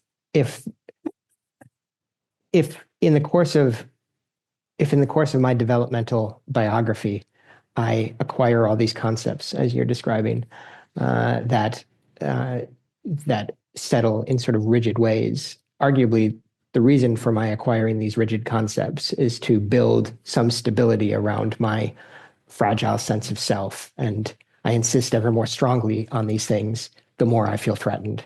And part of what I feel like is one of the through lines in your articles is a sense of contemplative development and contemplative practice involving a transfiguration of the self, a putting the self into question, or even a kind of jeopardy. Right? Is that? Yeah, definitely. And there, I would argue that I just follow what Christ was talking about when he was saying, I think Matthew 18:3. You have to become like children again to enter the kingdom of heaven. And how do we interpret that? To become like children again.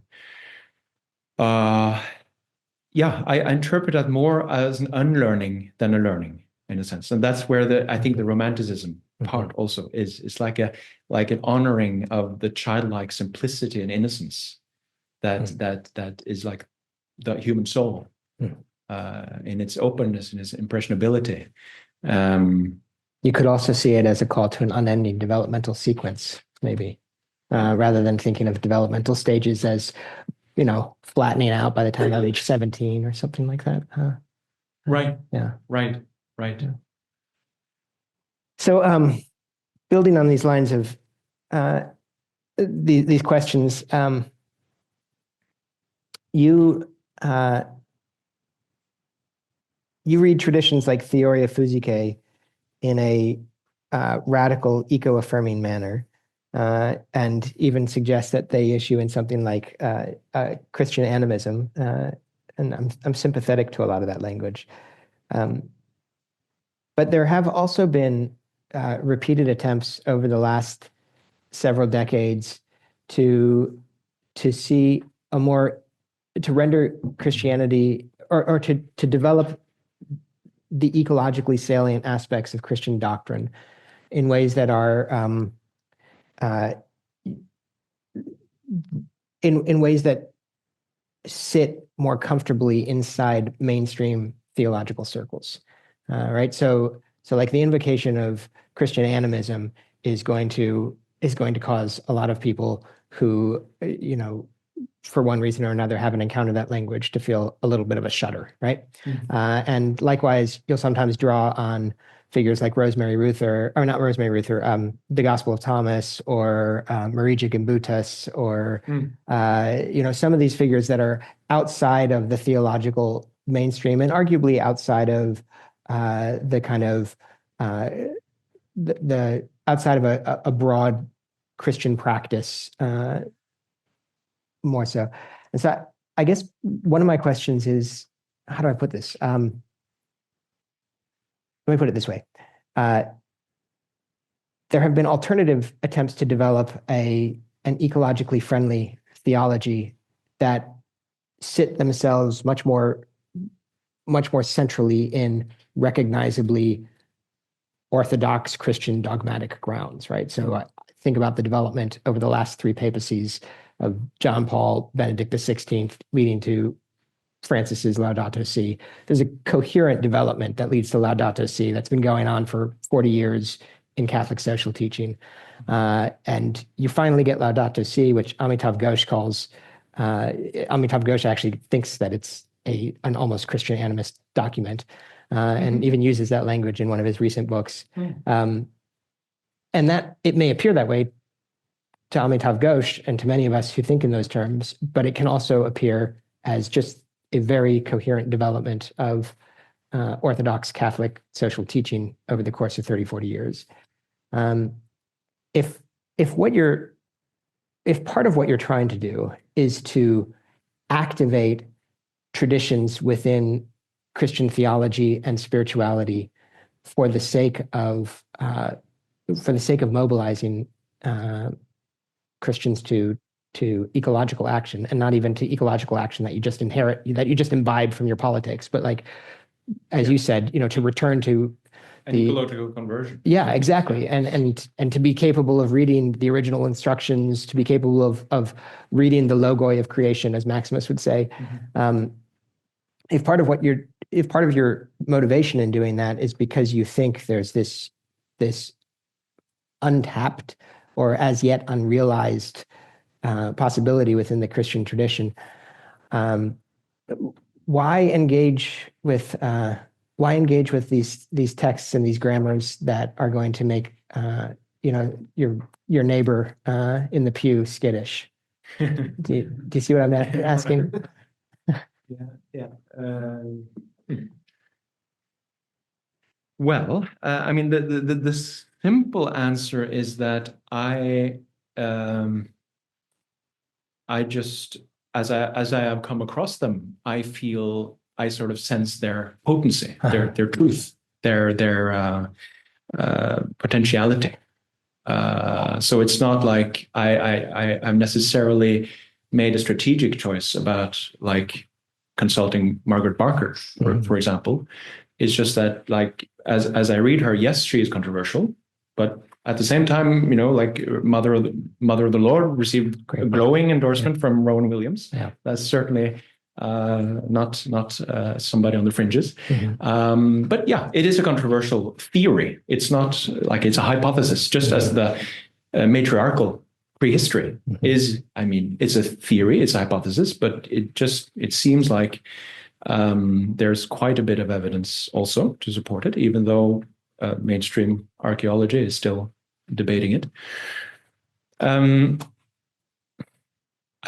Well, I mean, I would say the answer is, I guess, Maximus, Evagrius, Gregory of Nyssa, those are my traditionalist alibi, in a way.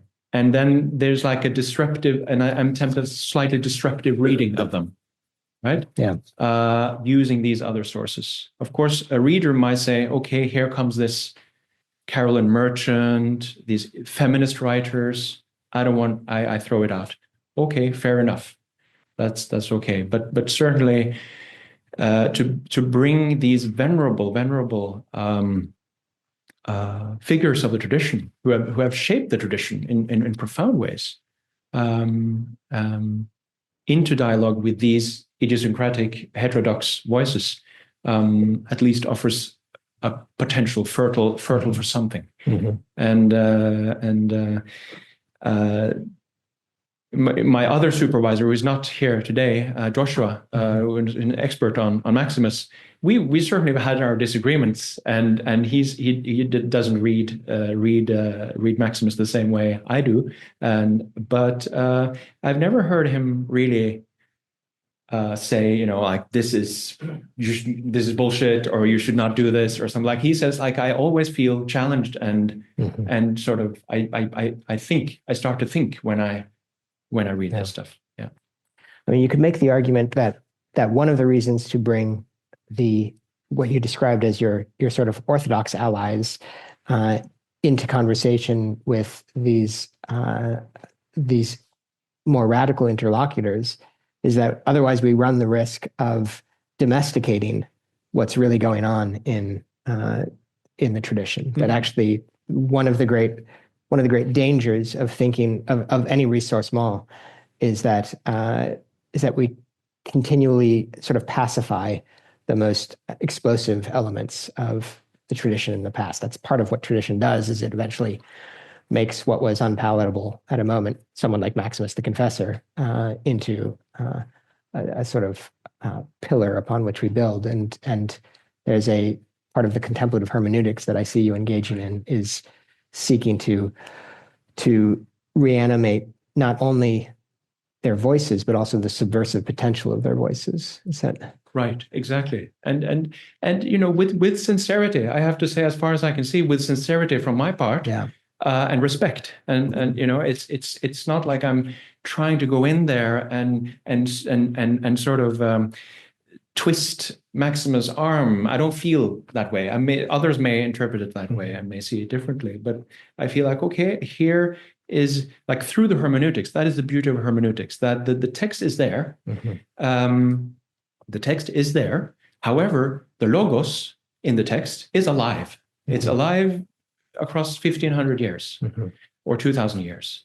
And then it's up to us again and again to sort of engage and see what new meanings come forward. Yeah. And that is the liberating creative potential. Yeah.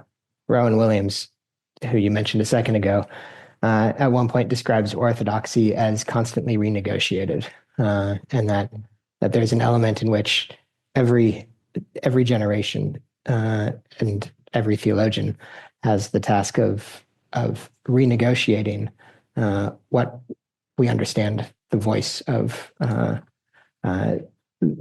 Christian theology, and maybe the voice that speaks through and behind Christian theology that's deeper even than that to be. So let's see, how are we doing on time? Oh, we still have 20. You still have to do this for 20 minutes, I think.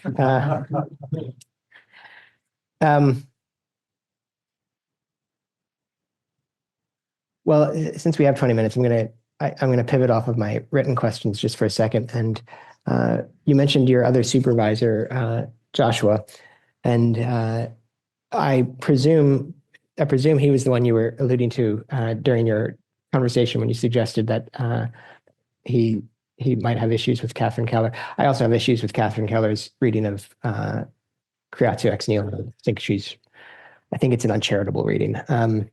And I am not going to ask you to defend Catherine Keller's reading, but I guess what I would like to ask you about is I noticed, and I got this also from some conversation with your other readers, there are oftentimes places in your dissertation where voices seem to be at odds with one another, that they are, and actually quite, on their part, self-consciously so. So, for Example, when you showed us the slide earlier today of Sally McFaig, what was it? It was Sally McFaig, Jürgen Moltmann, right, and Catherine Tanner. Those are three very different figures who actually disagree with one another quite strongly. Catherine Tanner and Sally McFaig strike me as being on two opposite sides of the theological spectrum, and self-consciously so. Neither of them wants the other as an ally in speculative theology, however much they might be allied in certain political or social projects, right? Or for that matter, like Catherine Keller, I don't think wants to find her allies among some of the other figures you cite, right? She can be pretty polemical. It seems like you don't draw out those moments in your reading of them. Your hermeneutics seems to move towards, it's not just a contemplative hermeneutics, but it oftentimes moves towards a kind of hermeneutics of, at the risk of being a little too harsh, almost like an excessive hermeneutics of charity, where you're trying to get these various figures to be fellow travelers when I'm not sure they are. I wonder if you can speak to that and kind of what motivates that. I'm not asking you to psychoanalyze yourself. I'm trying to look at it more at the level of sort of academic theology. Right. Yeah. Well, I mean, I think that there is. I am tempted to psychoanalyze myself, but you do that afterwards at dinner. So I am impacted by the view of neo-patristic synthesis, which says that there is like the Father speak with one voice, and that has been debated, and we could be people with terribly disagree with that. Yeah. Obviously, because if you do a meticulous study of each of the fathers, there are profound differences, right? Very interesting differences, historical, doctrinal, and so forth. But there is this methodological tendency to somehow say, and again, it goes back to the question of tradition, capital T, that there is one logos, one spirit, moving through all things and all theologians, whether they are of a feminist persuasion or a classic traditionalist, patristic persuasion or whatsoever. And it's like, I feel like I am theologizing on behalf of that radical ecumenism, you could say. And so I can definitely say that it could be seen, and probably to some extent is, a bit sloppy around the edges when it comes to the historical accuracy of discerning the differences, that you bring together traditions that it's like apples and oranges, maybe. But yeah, I think that's what emerges out of that contemplative hermeneutics for me, is this almost like a transcendental argument, like your Kant style, like that there is a unity. This is one voice here coming through various very different theologians, at least on the surface, in disagreement with each other, but like warning always to see the unity, the underlying unity. When I was younger, I participated in a lot of interreligious dialogues, and I remember being at one weekend event that involved a number of different representatives from clergy of different traditions to theologians and religious scholars. These were across sort of Christian and Buddhist traditions. And then on the last one, it was a variety of monks. And they began by joking that when clergy get together, they talk about the various challenges they have in serving their communities. When theologians get together, they argue. And when the monastics get together, they smile. And there's, I hear you sort of commending a little bit of a contemplative monastic interpretation there. And there certainly is the possibility of also creative theological and philosophical development that way, right? Oftentimes, the history of philosophy develops as through creative misunderstandings of the past, so that and often as they try to make things cohere, Aquinas tries to make things cohere that shouldn't, and he breaks new ground. Plotinus tries to make things cohere in the Platonic tradition, and he breaks new ground by doing that. So I think there's an element in which you can make that self-conscious, and it might be to your advantage critically to make that self-conscious as something that I'm doing, as opposed to something that is just happening, but making it self-conscious as a methodological choice might actually give you a critical advantage in the way you're displaying it. Having said that, though, I wonder, are there times when we have to have a disagreement over doctrine? Is that because I almost felt like even when you would critique, say, or you would come up to the edge of critiquing creatio ex nihilo, it wasn't a critique of creatio ex nihilo. It was sort of a ventriloquizing of someone else's critique, but it wasn't in your voice. I wonder, is there a place for sort of planting a flag in the ground and saying, no, this is my theological conviction here, and I think this person gets it wrong? Yeah, I agree with that, and I actually felt it with the creatio ex nihilo. I mean, I don't touch on that at all in the dissertation. That was also something else, but I definitely felt that here's where it gets real. Like it's not an in between choice here. And Joshua made that super clear to me. Like, be careful here. You're like touching up onto something. There be dragons. Yeah. But I feel at different places in the articles, I do put a flag in the ground. For instance, I do state pretty strongly in the first article that I think there's been a misunderstanding around eschatology. Yeah, that's true. You know, and it's led to this huge thing. And so I just say, listen to what Christ was saying. Yeah. It can be interpreted a different way. Yeah. That's a great example. Thank you for that. All right. So speaking of validities of interpretation, in psychoanalysis, which is, I want to dig into your use of the psychological lens in some of these articles. Do you do it in all three? I'm trying to remember. There's at least, I think in every one of them you include a psychoanalytic element. And like I said in my introduction, I think it's both apposite and fascinating the way you do so. So I appreciated that. So you suggest at one point that in psychoanalysis, the validity of interpretation has to do less with historical accuracy. Was this actually how my mom treated me? Than with its pragmatic effect. Does it lead to some kind of emancipation, move towards greater wholeness or healing? And then you argue that you can employ a similar epistemic test when evaluating genealogical frameworks for our ecological predicament or our theological predicaments. So my question here isn't the one of truth. We were kind of just dealing with that a second ago and speaking about doctrine.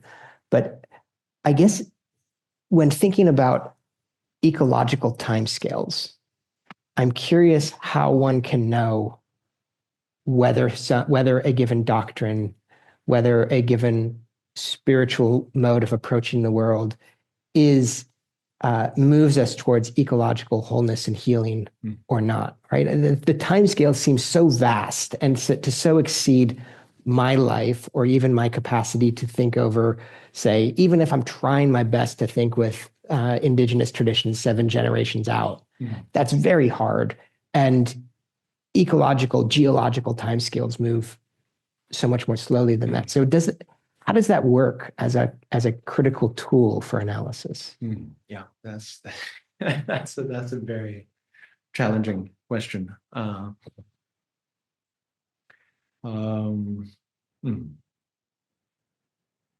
Yeah, so I think the only answer that comes up to that is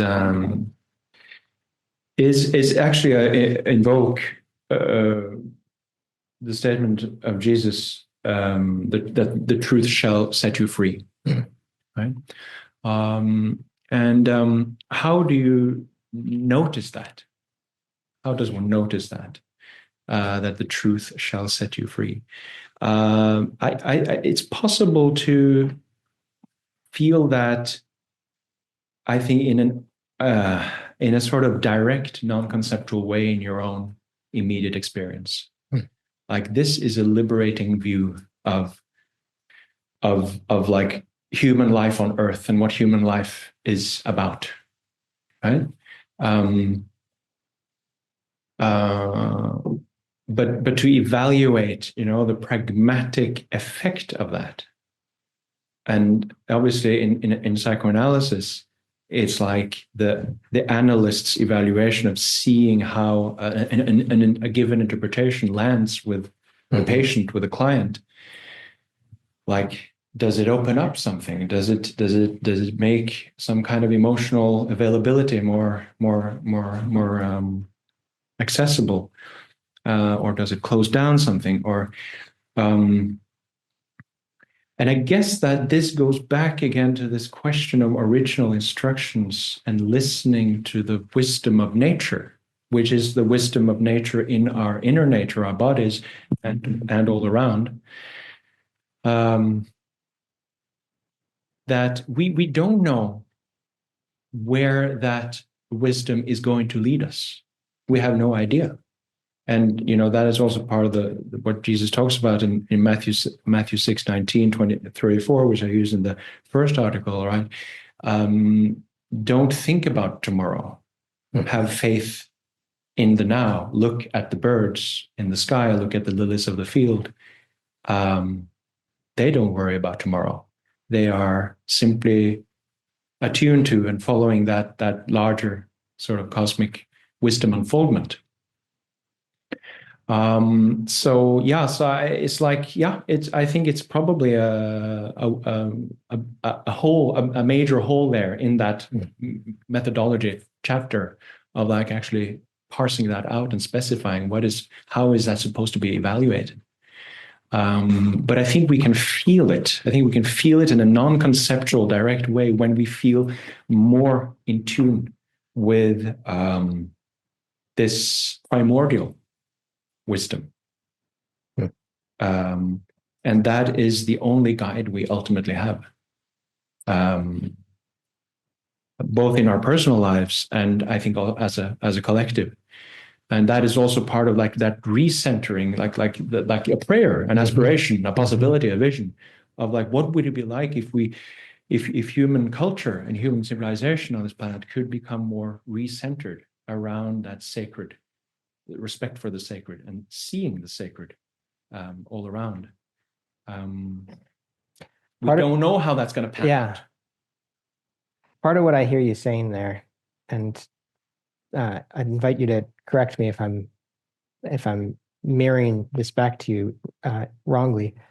Part of what I hear you saying there is that it's less a question of discerning what it's good to do, and more a question of recognizing and evaluating the kind of how it's good to be, right? A movement towards a virtue ecology as opposed to an ecological consequentialism, right? A sense that when you say, there's an intrinsic rightness to this, it seems to me that the evaluative register you're working in there is at the level of virtue for person and community, rather than at the level that we don't have epistemic access to of what the consequences of this are going to be down the line. Am I discerning that rightly? Yes, exactly. And I think that is also like this major awakening that we are seeing now with the new animism, and people like David Graeber and David Wengrow and so forth, like this re-evaluation of our history. And that that modernity and all of what we have. Yes, we have developed some amazing things like Bach fugues and particle accelerators and shooting people to the moon and so forth. It's extraordinary. And yet also there is this tarot card, the lightning struck tower, and these cautionary tales all throughout the tradition of like what happens to this Promethean hubris that is always a potential, at least so far in the human journey. And these indigenous peoples all around the world are saying, our younger brothers and sisters in the West, in the sort of Euro-Atlantic, Euro-American, North Atlantic, you like stop and wait and listen to the earth, the total ecology you are part of here, because you've lost your sensitivity in a certain respect. That's their argument. And there I would argue they are speaking on behalf of something like that virtue, that's a sort of intrinsic just rightness in relationship to the ecology in which we live, is how we sort of create something, sustainable, regenerative, balanced. That's helpful. Yeah. How are we doing on time? Do I have time for one last question? Okay, excellent. I saved my my nastier question for the last one. I didn't want to ruin the vibe ahead of time. No, it's not actually a nasty question. It's just I'm interested in. It seems to me that primarily the angle of critique in the articles and in the dissertation as a whole is primarily one of drawing on, like when you call in interlocutors from from critical ecological theory, from eco-theology and things like that, it's usually to call on them to help you critique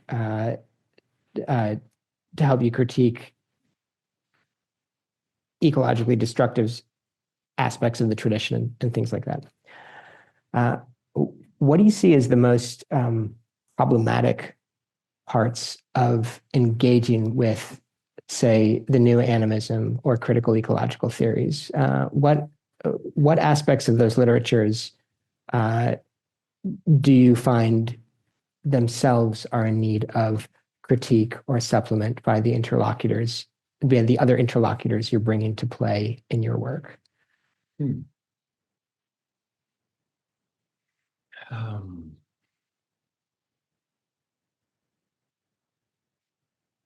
mean the other way, like from the ancient sources? Are there aspects of the new animism, new materialism, post-humanism, critical ecological theory that need correction? Right. Yeah. Okay. So you say, okay, there are a few things that come up. I mean, I would say, a lot of them are materialists.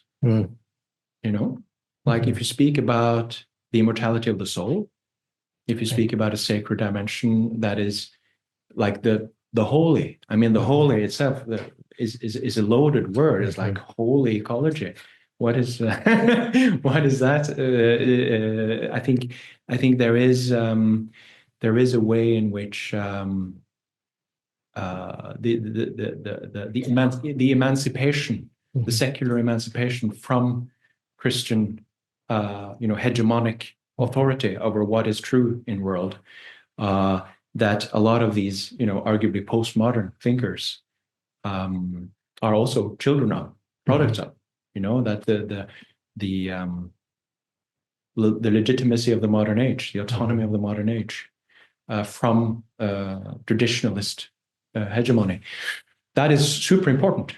But I wonder if it's also thrown out something important with the bathwater, in a certain sense, which is for me also the reality of soul, the reality of spirit, and again the longing, the longing for the beloved. And so presumably then, when you talk about the reality of soul, I mean, because you're right, for many of these thinkers, invocation, even what you just invoked a second ago, the immortality of the soul, would immediately be sort of would be seen as an invocation of these flight from the world sorts of things. That how can you hold to the immortality of the soul and be faithful to this earth, as Nietzsche says? Yes. Right.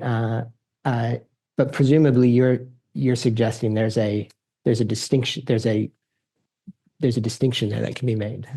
Yes, exactly.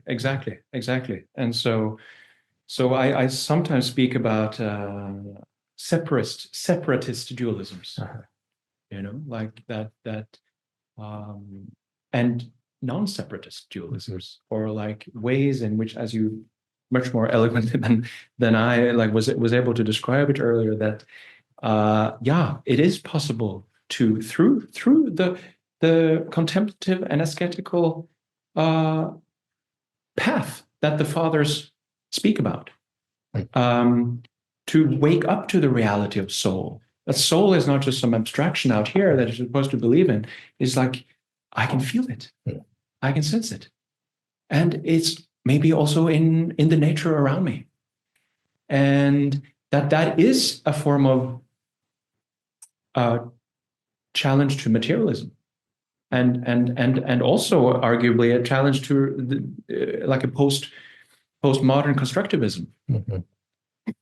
That there is something archetypal deeper in the very design and structure of reality. That I can, and that's why, again, the contemplative and mystical tradition are so important, because they are a form of first-person empiricism, right? It's like, okay, you can do these practices and engage, and then you will see. And so, but that is the first leg of the journey, as I talk about in the second, like the waking up from the enmeshment in constantly the things of, our feelings, our thoughts, and our objects, and what we need to pursue, and to wake up to the reality of soul. Yeah. That there is a consciousness here. There is a sensitivity that is in some sense not of the same order as matter, right? And this is what all of the philosophers of mind are struggling with. Like, how can we see how that emerges out of the brain? No, that's not the right direction to look for it, right? Mm-hmm. And so, but there comes the second journey of like seeing the flight. It's not about flighting away. It's about this, like to use the old alchemical formula, solve et coagula, like this differentiation and union on another level of wholeness. And that is where I invoke, right, Matthew 6:10, where Jesus, as I read him, is calling us to realize heaven on earth. That is sort of the mission for the soul, for the human being. Excellent. Well, that seems like a good place to end our conversation. Thank you for your time this morning. Thank you. We will now continue the public defense of the candidate's doctoral thesis. There has been one request to serve as ex auditorio opponents. Vegard Svanemyr, could you please speak? And Gunnar, please come.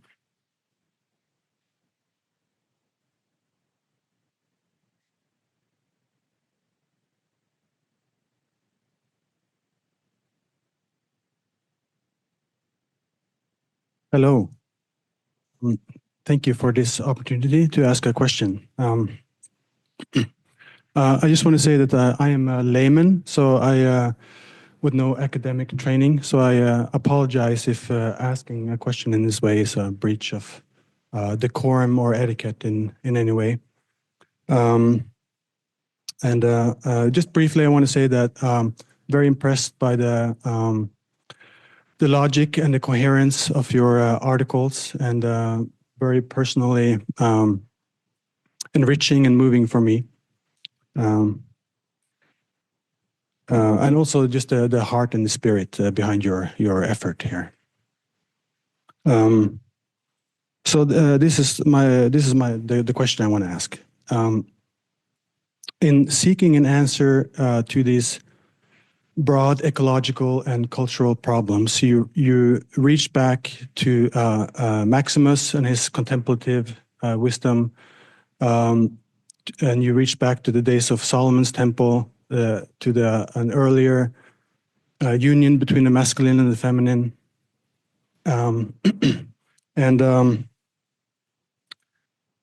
from knowing you personally, it seems as if you have drawn some of these insights from your own contemplative practice. And my question is this: how and your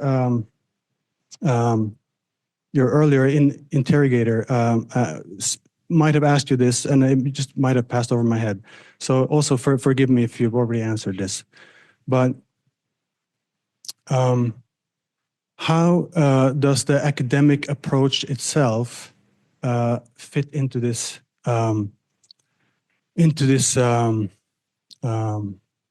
effort to address these problems? And is academia itself not a part of this house that modernity built. And is this approach of standing here and talking about it not something that is in of itself the thing that you want to address? As the Japanese might say, an effort to wash away blood with more blood. Thank you.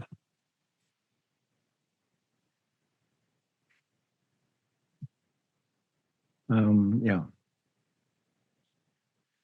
So thank you for that question. One very great question. So I could start by appealing briefly to the method chapter 3, where I talk about this contemplative hermeneutics. And basically, there some of the sources I draw on, they argue that the university used to be emerging out of the monastic practices of Europe in the Middle Ages. And in that setting, intellectual understanding, theoretical understanding, was not separate from contemplative practice or embodied participation in liturgy, ritual, prayer. And there is a tension there in the modern academy, which is a secular setting. And that secularity affords freedom of thought. That is part of the emancipation. Like the house that modernity built is also something that is afforded an autonomy, a freedom of thought from censure, from control, from a certain kind of hegemonic power that the church represented. So we've gained something and we've lost something. That is one way to look at it. We gained a freedom of thought, but we might have lost, like this, I sometimes call it the abstractomania of modernity. We love our abstractions, right? And I it takes one to know one. I am an intellectual, I have intellectual vanity. There is a certain vanity. There is a certain to have the wonderful theoretical perspective on reality. But again, maybe supporting that sense of difference, that sense of separation. So for instance, Vanessa Andreotti, who has this wonderful book, Hospicing Modernity. Like she believes modernity is, or actually what she calls it modernity coloniality. You can't think modernity apart from coloniality. She thinks it's in a terminal phase, and what we have to do is be good hospice workers to compost and come through to the other side of that, in some sense. And she definitely talks about a certain kind of rewilding of our ways of speaking, in terms of bringing more poetry and bringing more a sense of embodied aliveness, challenging this like Derrida, like this phallogocentrism that may have cropped up in Western civilization. Then another answer is that I think they left now, but earlier there were a few people here. One of them, she came directly from the mountains of Norway. They had been there this weekend, gathering, I think, maybe 30 leaders together to be in nature, to be in contemplation of nature, to sit around the fire, to enter into ritual, into ceremony, to support what they called regenerative leadership.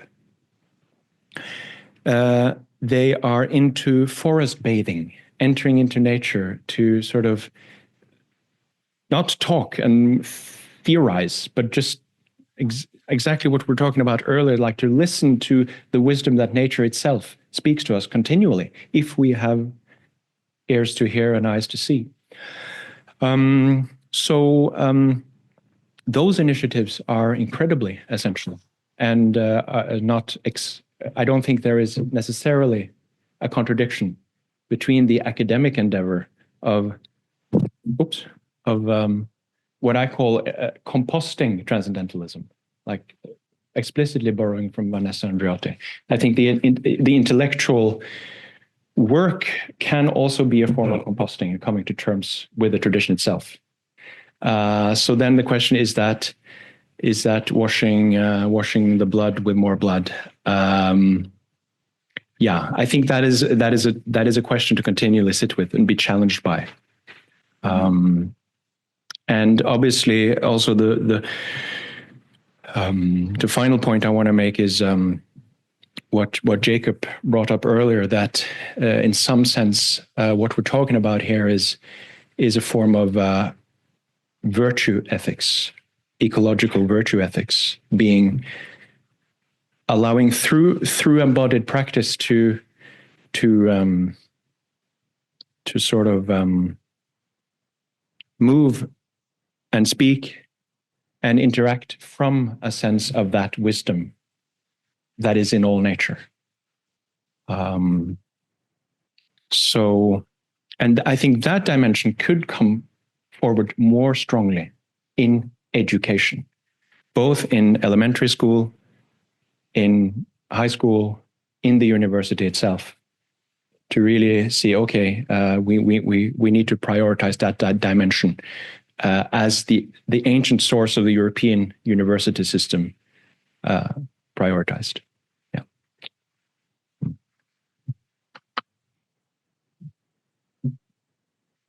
So I thank the opponent ex auditorio, and I give the floor to the ordinary second opponent, docent Thomas Arentzen, and to you, Gunnar.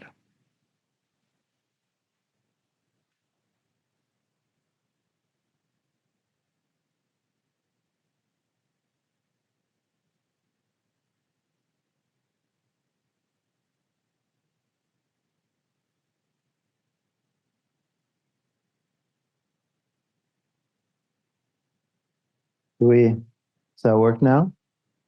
Great. All right. Wonderful to be here. Congratulations, Gunnar, with this very interesting, thoughtful and thought-provoking dissertation. It's been really interesting to read it, work on it, try to make sense of it in all the different ways. It's a very interesting piece of writing, and I'm very much looking forward to us talking about it. I myself am a scholar of early Christianity, so I'm very excited that other people too find it worthwhile while sort of diving into early Christianity and trying even to find ways to think about ourselves and our own times through working with these early sources. I think that's wonderful, and I think especially as you go into the field of Maximus, of course, you're also in a tradition of some very important Scandinavian scholars here, Torstein Tollefsen, Andreas Norlander, and not least Lars Thunberg, the Swedish scholar of Maximus. So you're in very good company, I would say. And I'm also extremely excited about the interdisciplinarity of your dissertation, which the two of you have already discussed, with the way you bring theology, philosophy, psychology, all these different fields into conversation. and it makes for a dissertation with a very wide scope. So that's something very commendable. And so since it's already published, most of it, I'm not going to go into so much of the sort of minor details, but more like Jacob, try to talk about broader points, and I'll try also to find some critical things to talk about, because that's my job, of course. So we'll see. But the first question that I had for you is really somehow related to what the two of you were discussing right now. It's about method, at least as I see it, method as I see this. I often think about when I wander around in a forest and see the diversity of life forms, and to be part of this diversity, this dirty but also complex life, and then when I go back to my desk, and read about the two natures of Christ, or philosophiae, or some kind of very abstract thing from our theological past, or present for that matter, it strikes me as these are two worlds that are extremely hard to consolidate. The diversity of the living world and our very abstract tradition of philosophy and theology. So when you talk about the metania of theology with Catherine Keller, I was wondering how we can think about that kind of metania in writing. Like, how can we write in a way, or write and or think in ways that are not overtly abstract in a way, like that gives honor to, or gives space to the diversity of life. Because I guess if we are thinking ecologically, we somehow have to give that diversity some space, right? Do you have any thoughts on that?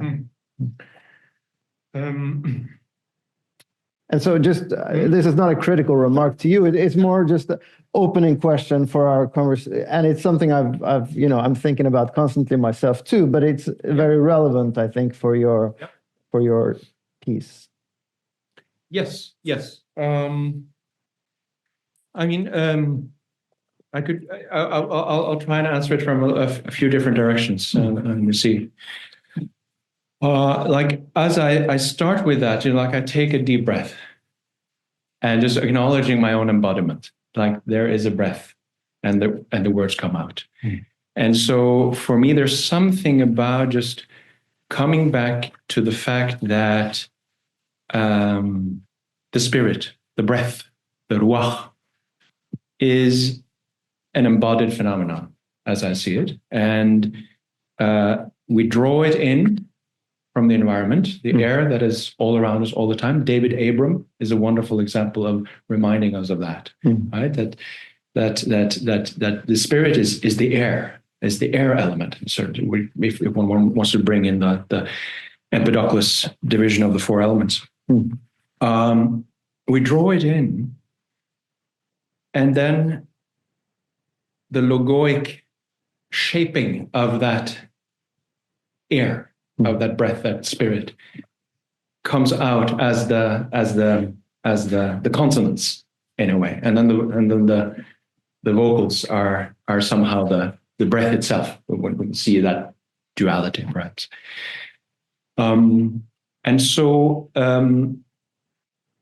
what I would point to is actually perhaps a return to orality, the value of the oral, and what some traditions talk about oral transmission. You know, the Tibetans are very focused on that. They call it lung. You have to really catch what it is that's being transmitted through sound, through the medium of the ruach from the teacher.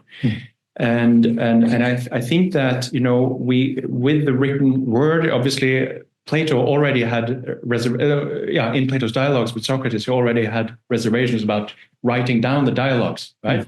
Because the writing down will aid our memory, but do you lose something in that process, losing that intimacy of the embodied encounter?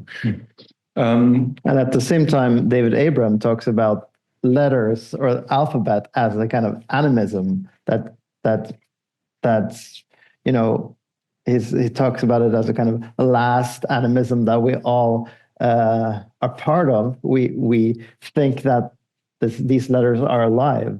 Yes. So in that sense, it's also yes.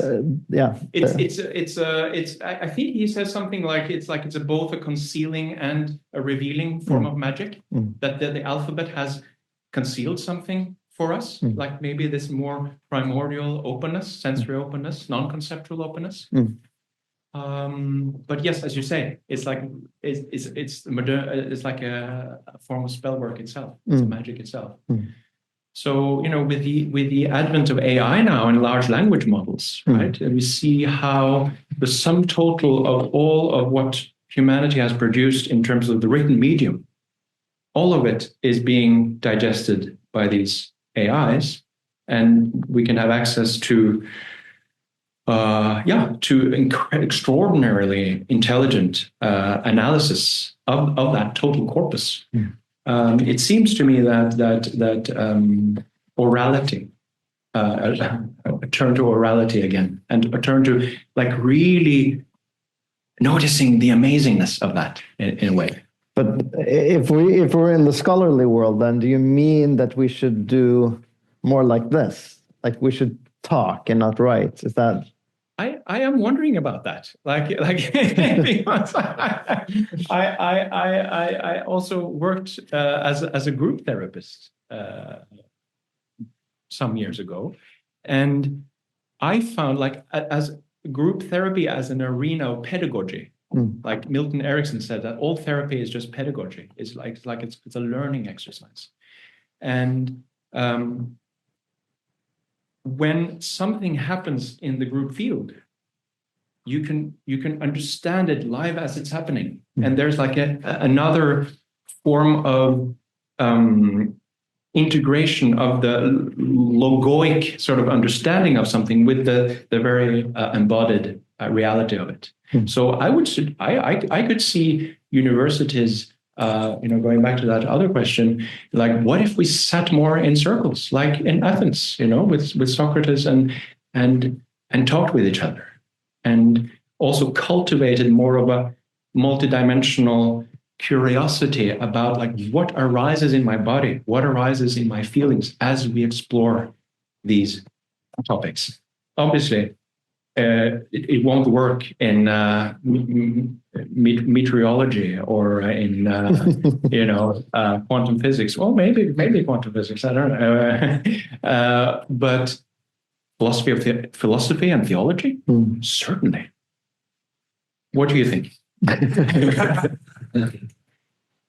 I think one of the things that I'm a little bit worried about in some of the things that you and Jacob already talked about, and is that if we emphasize unity too much, or harmony, or you talked about the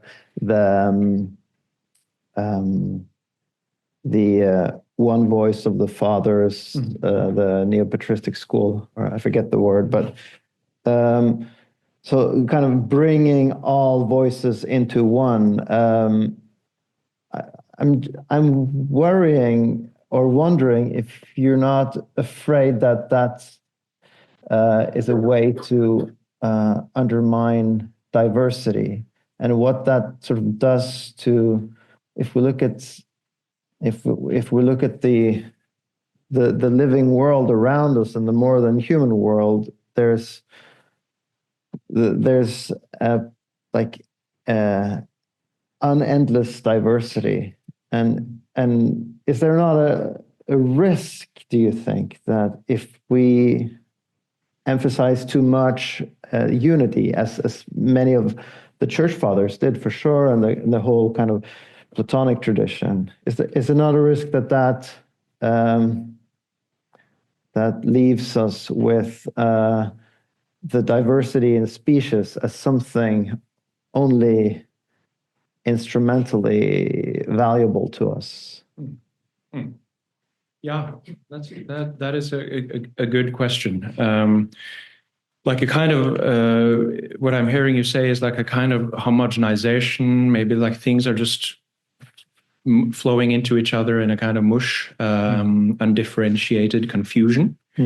I think that is a risk, and I think that is in some sense the balance, like, and we may be getting into this, but holding those terms more lightly. But there's like, look, some would argue like a feminine, masculine sort of polarity in this, like this kind of the circle that is ultimately whole and cyclical and inclusive. And then there is something about like the sort of discernment, or like, as Paul says, rightly dividing the word of truth.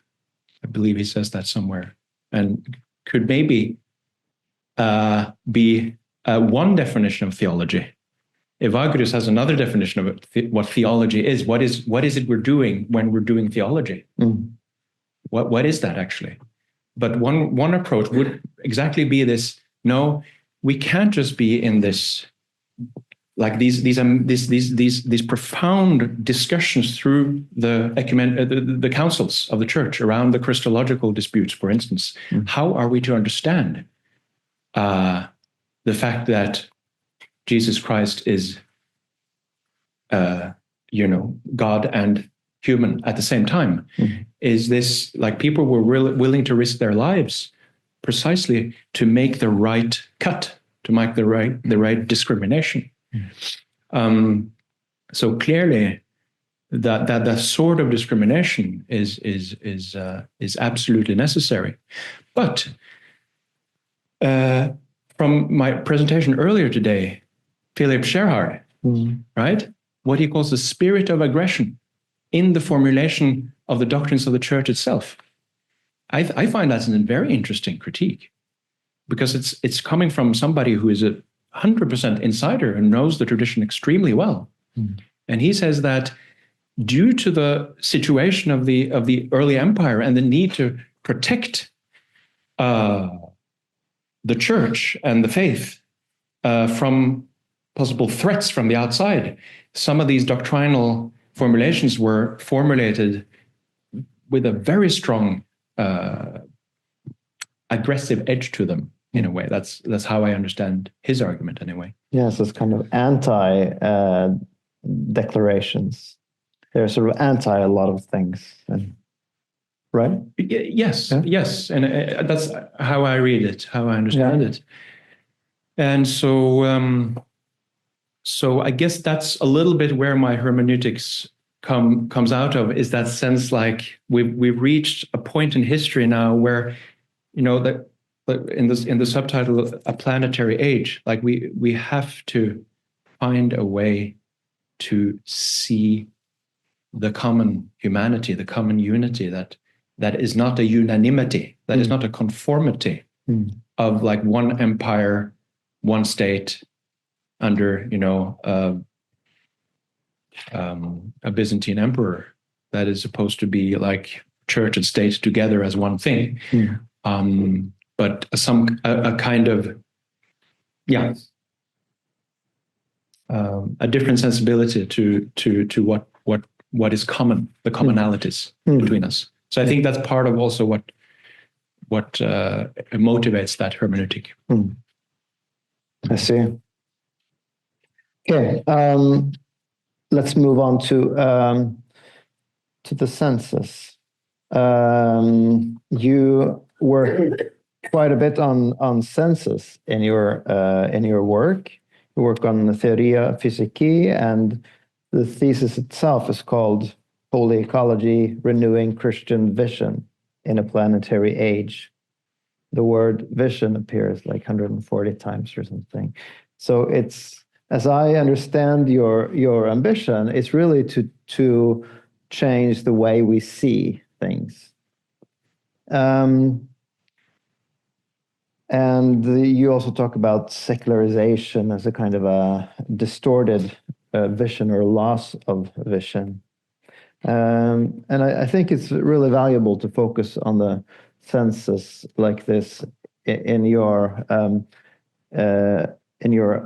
aspiration to be embodied and work on ways that bridge the human and the other species.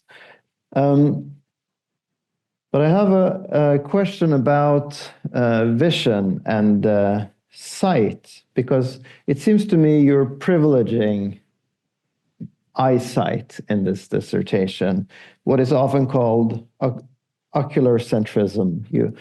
You give the kind of vision the leading role here. So my initial question to this then is why did you decide to privilege vision?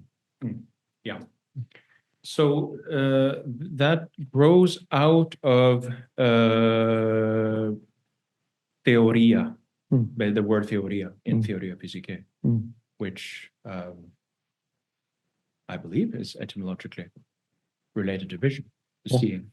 Yeah. Because I realized that was going to be the fil conducteur, the red thread going through the whole thesis. So that's one answer. It's like another answer is the first epigraph in the introduction is Proverbs 29:18, where there is no vision, the people perish. And for some reason that just hit my heart from the very beginning of the project and became like this guiding light in a way. The third answer is, and I'm really curious what you think about this third approach, is that this is something I actually had planned to speak about or write about in the thesis, but it didn't make the cut, as it were. The synesthesia implicit in the spiritual senses tradition.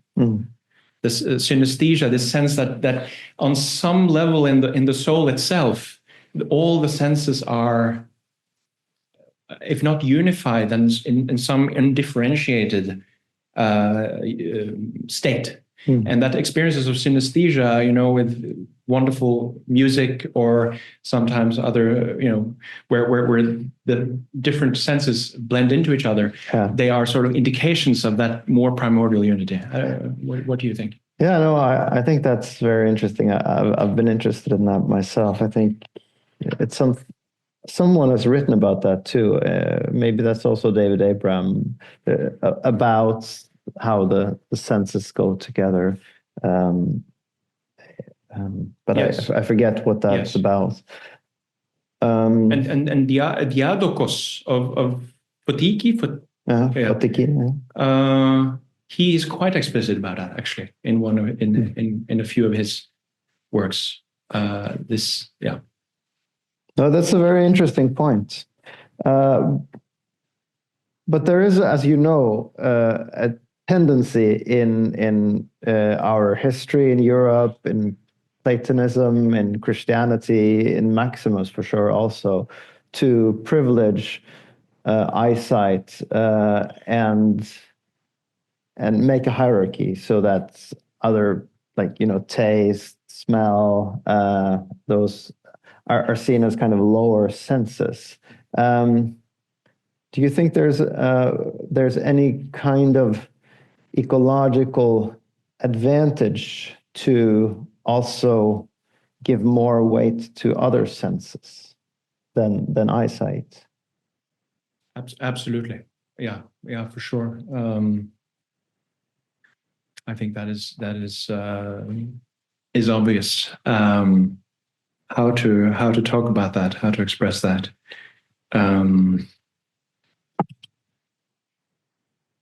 Yeah. I mean, the reason why I asked the question, I think, is I think that the focus on eyesight risks the same as the abstraction aspect, that you risk finding a position where you're at a distance. Yeah. But if you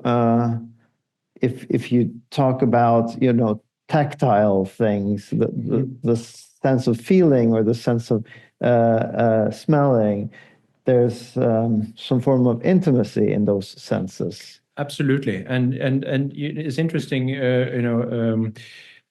Gregory of Nyssa is maybe an exception to that, because he seems to, as the soul moves somehow deeper into that intimacy with the beloved. For him, as I understand it, it's not like a visio beatifica, like a final vision of God, but it's actually an intimate, like a touch, an intimacy of touch, a presence, a felt presence, which to the seeing faculty appears as a darkness, or a luminous darkness, a mystery. And so I think Sarah Coakley makes this point that in Gregory, it seems like the hierarchy is reversed, that the body comes in, or the feeling sense, the sensory sense, sensate sense, reappears at the height or the depth of the spiritual journey.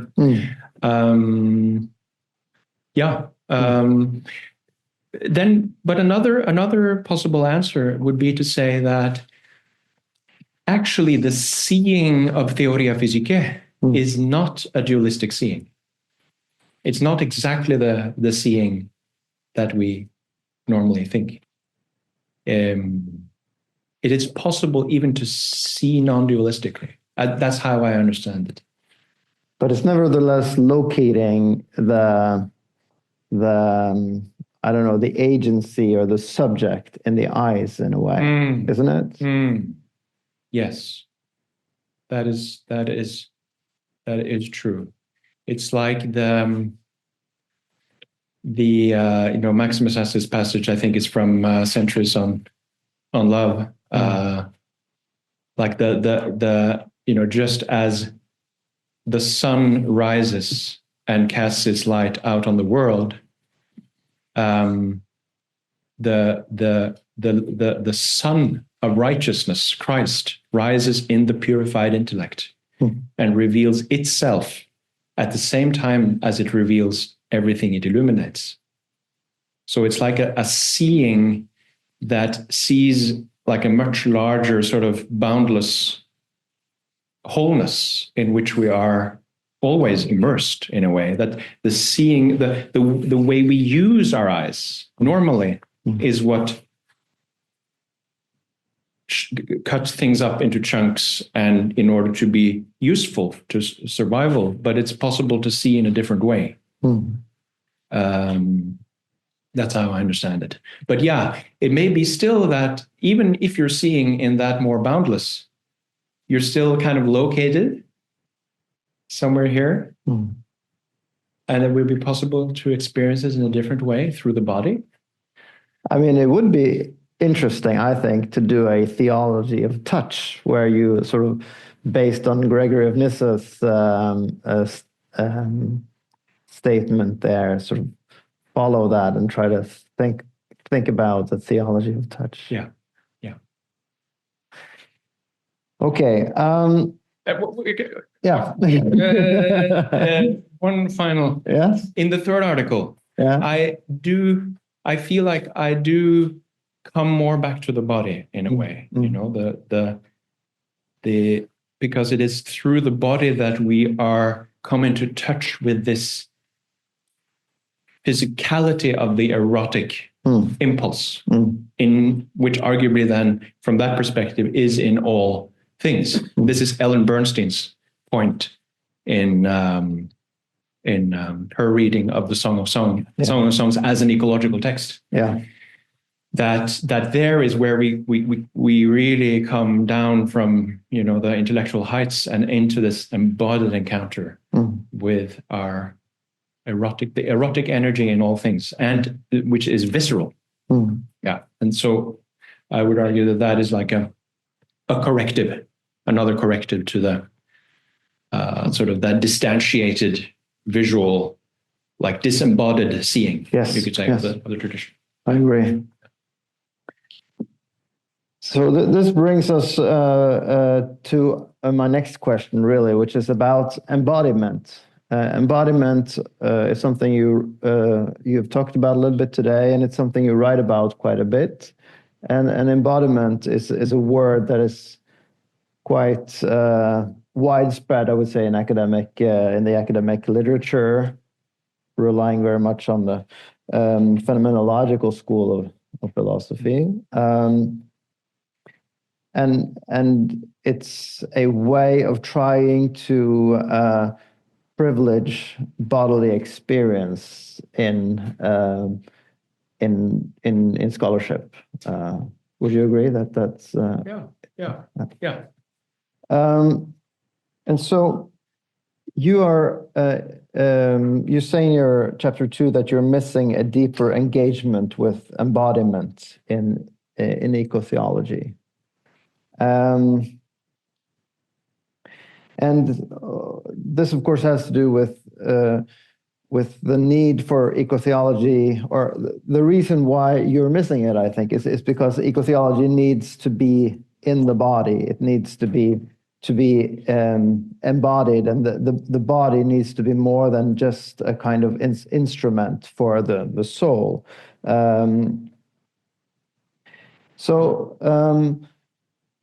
My first question to this is that, at least in the world that I sort of wander around in as a scholar, in early Christianity, embodiment has been basically what everyone has been talking about since Peter Brown's Body and Society in the 1980s. We have several scholars who have worked on this on so many different places.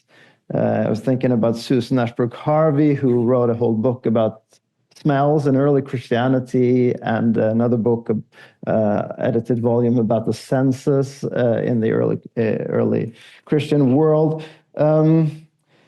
So these are not in your bibliography, but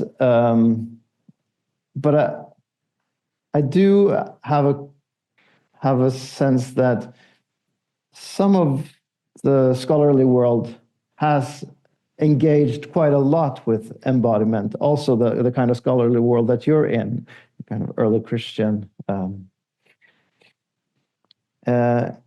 at the same time, I'm struck by what you said about the soul before, and also what you say about the soul in your text. You have a kind of a very present soul in all your text. You talk about the soul as she, while you talk about the body and the spirit as it. So my question, I think, is, I feel like we need to talk about your soul again.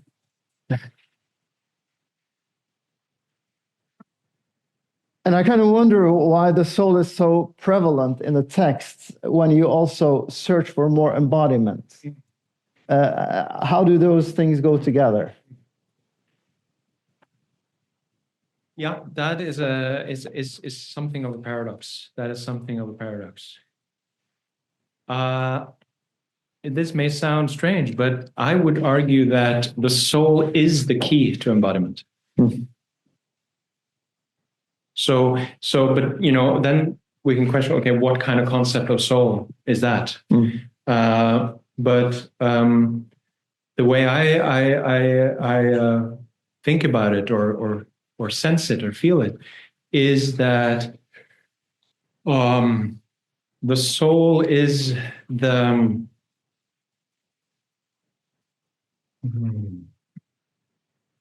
there's a line from Mary Oliver that escapes me now, but it's that soft, tender thing that soft animal of your body love what it loves. Is that the one? Exactly. Let the soft animal of your body love what it loves.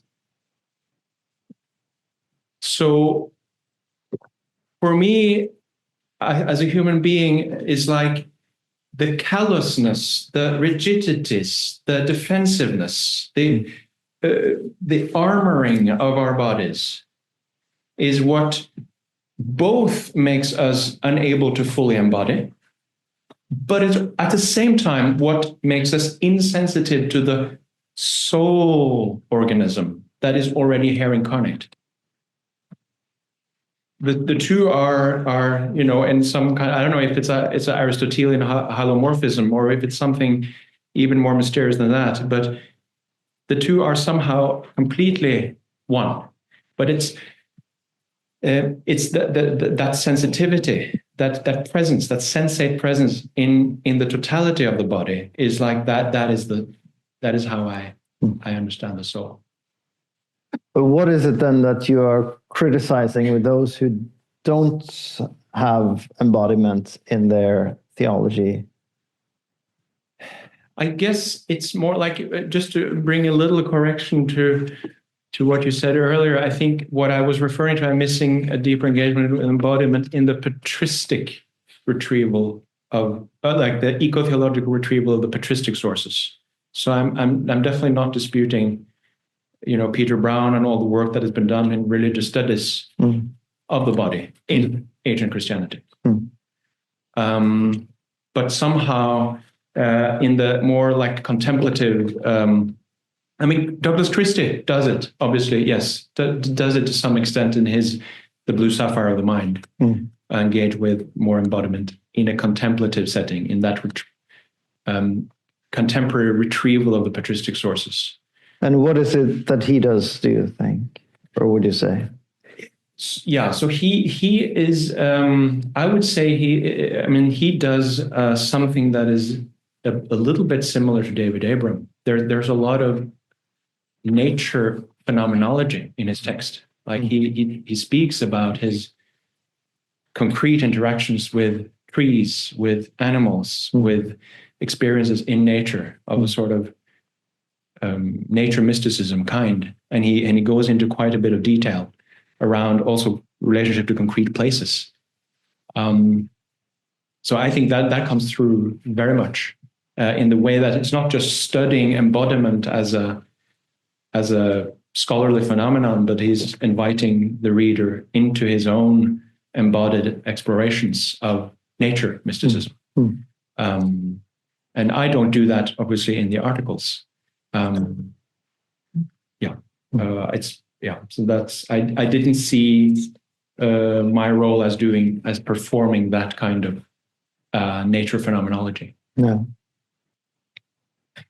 But there is something I want to sort of dwell on this point a little more, because there is something here which is still difficult for me to understand. For instance, you talk about theosis in Maximus, and you describe theosis in Article 1 as a process of the soul and the death of the body. So it takes place in, I quote, the soul's progressive deification and possibly in the death of the body.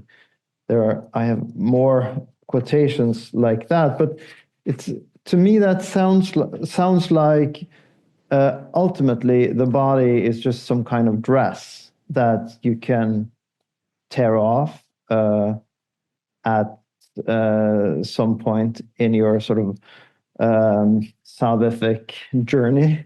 And if so, it sounds to me as a dualism very much, where the body ultimately does not have very much value, because in theosis you have the death of the body and the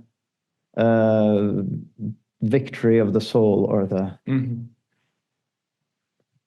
Right. Okay. So that's a challenging question. So I inserted that parenthesis, the death of the body, more as kind of guarding myself with respect to orthodoxy, because as I read the fathers, it's very clear that on the far side of death, we shall be taken up. If you've been a good Christian, if you've been on the path, and if you've been faithful, at the death of your body, you shall be united with God. I don't know if that is... but does it have to mean without a body? I mean, Paul talks about a resurrection body. Sure. Yeah. And that is a doctrine I am challenged by. I'm challenged by that in Christianity. Many are. Yeah. The resurrection of the body, the doctrine of the resurrection of the body. Yeah. I'm tempted to say it's quite a few levels above my pay grade to even contemplate speaking about what happens after death, actually. Yeah.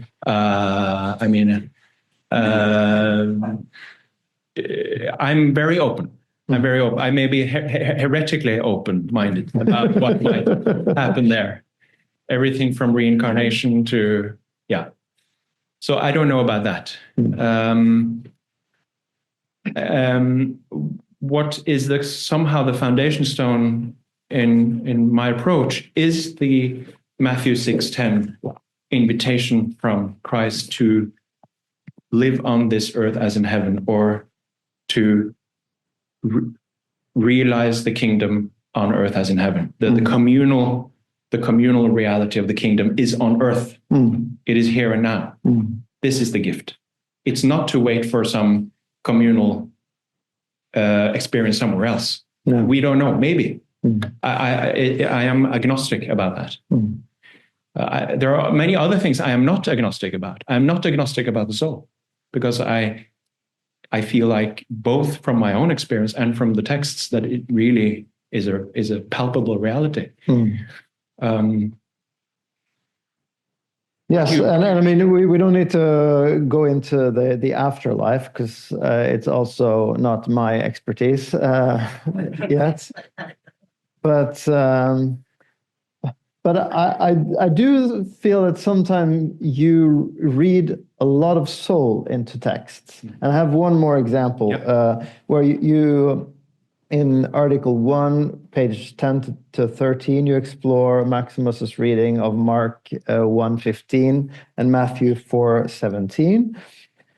In Mark 1:15, it says, "The time is fulfilled and the kingdom of God has come near. Repent and believe in the good news." That's the New Revised Standard Version. And then you say that the kingdom here is bound up with transformation of the soul. Of course, it's a possible reading, but there's nothing about the soul in the text itself. So it only says repent, related to metania that we talked about before.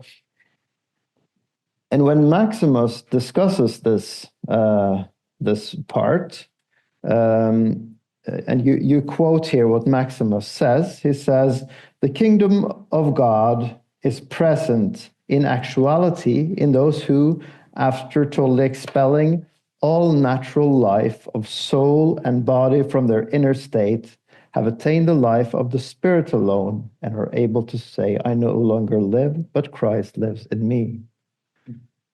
So you expel the life of the soul and the body to open up for the Spirit.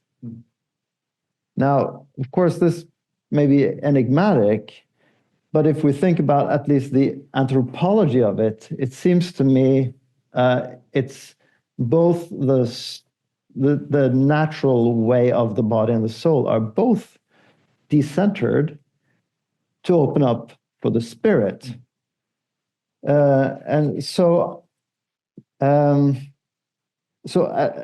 it seems to me that for Maximus, it's a kind of an emptying of the self, maybe similar to Buddhism that you mentioned before, where the soul is actually not the center, but the kind of the emptying of the self. Yes, right, and exactly what you bring up there is a major challenge and for my interpretation of Maximus, because there are, and this concerns the use of his term nature or physis or kataphysin, like what is to be the natural life of the soul and the body. What does that mean for Maximus? And as I read him,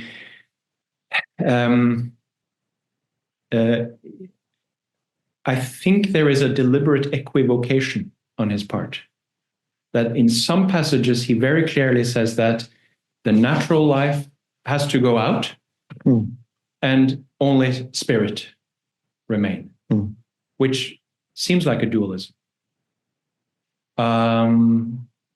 In other passages, he says the spirit is what helps us come back to what is natural from the unnatural effects of human sin and all of what we get caught up in the passions.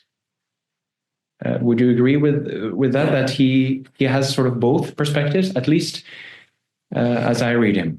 Yeah. He says that the spirit comes in to support us to return to what is natural. Yeah. But I think what the difference that I see between Maximus and you, apart from the age, is that for you it seems the soul is the center person, and then you have a kind of spirit and body as a kind of serving the soul on top, while it seems to Maximus that you have soul and body that are decentered, and then the self then is opened up to the spirit, which we could also understand as the Holy Spirit. So to me, that's less dualistic in a way. Oh, that's a good that's a good point. It's an interesting view. An interesting view. To me, that's, I mean, then you bring in the self, right? So there's a self there. Yeah. And what is that? Yeah. That is a question. Like, what is what I call like the hypostatic locus of awareness? Like, what is it that I'm having my experience over here and you have your experience over there, and we don't have the same experience? What is it that makes it that way? And obviously with the personalism of like Losky or Zisioulas, there is from my limited understanding, there is a person. There isn't like an irreducible vanishing point of the person that is also separate from the soul in a certain sense. Like the soul is something I have. I am as that apophatic personhood, which is beyond all of this. That is the true hypostasis, or that is what has the soul and the body. Whereas I tend to, I wonder about that. I've tended to think that the soul is the organizing center of the person. So you could, do I equate soul and person? Maybe that's what I'm doing.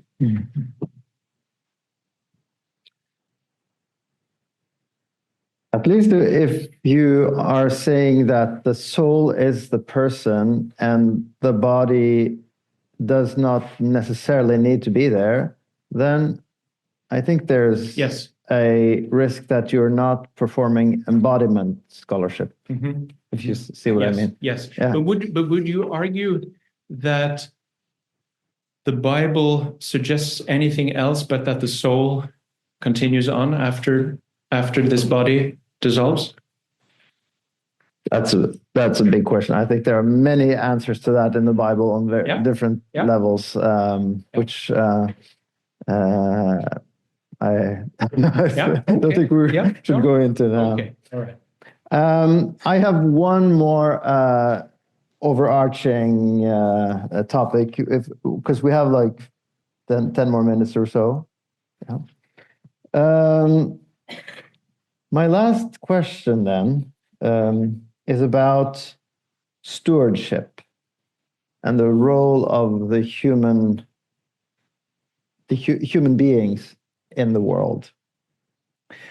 The concept of stewardship is, I think, a Christian concept, or it is a Christian concept. It's also a concept that's been heavily criticized.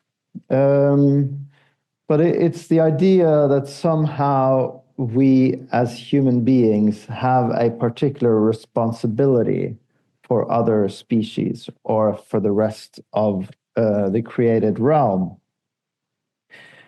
And I'm trying to, through the term stewardship, I'm trying to sort of understand where exactly you place the responsibility of human beings in the world. In your first chapter, you discuss deep ecology, RNS, and all those people who are not so interested in stewardship, who want to sort of decenter human beings in the ecosystems, or at least in our thoughts. And then on the other hand, you discuss those who critique this and say, we humans definitely need to take more responsibility.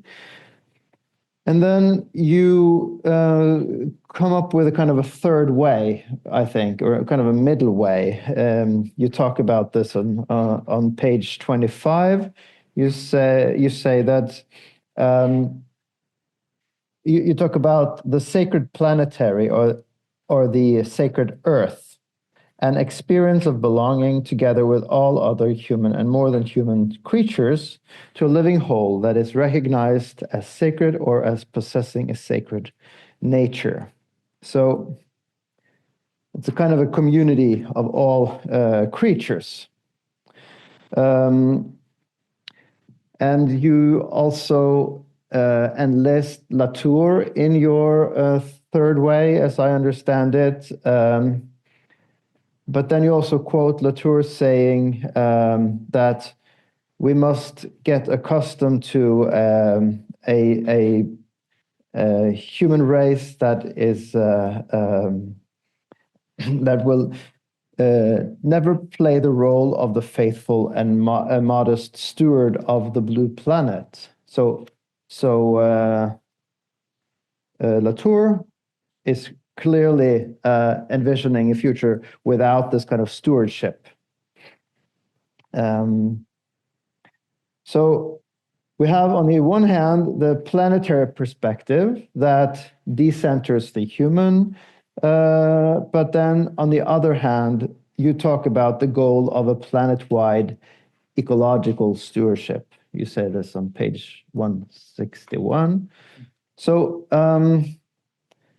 and then you also talk about the cosmic priesthood in Zizoulas and Maximus, which also, I mean, it's the cosmic priesthood of humans, I suppose you also mean. So both of those, both the stewardship model and the priesthood model put human beings in the center as the ones who do the job in a way.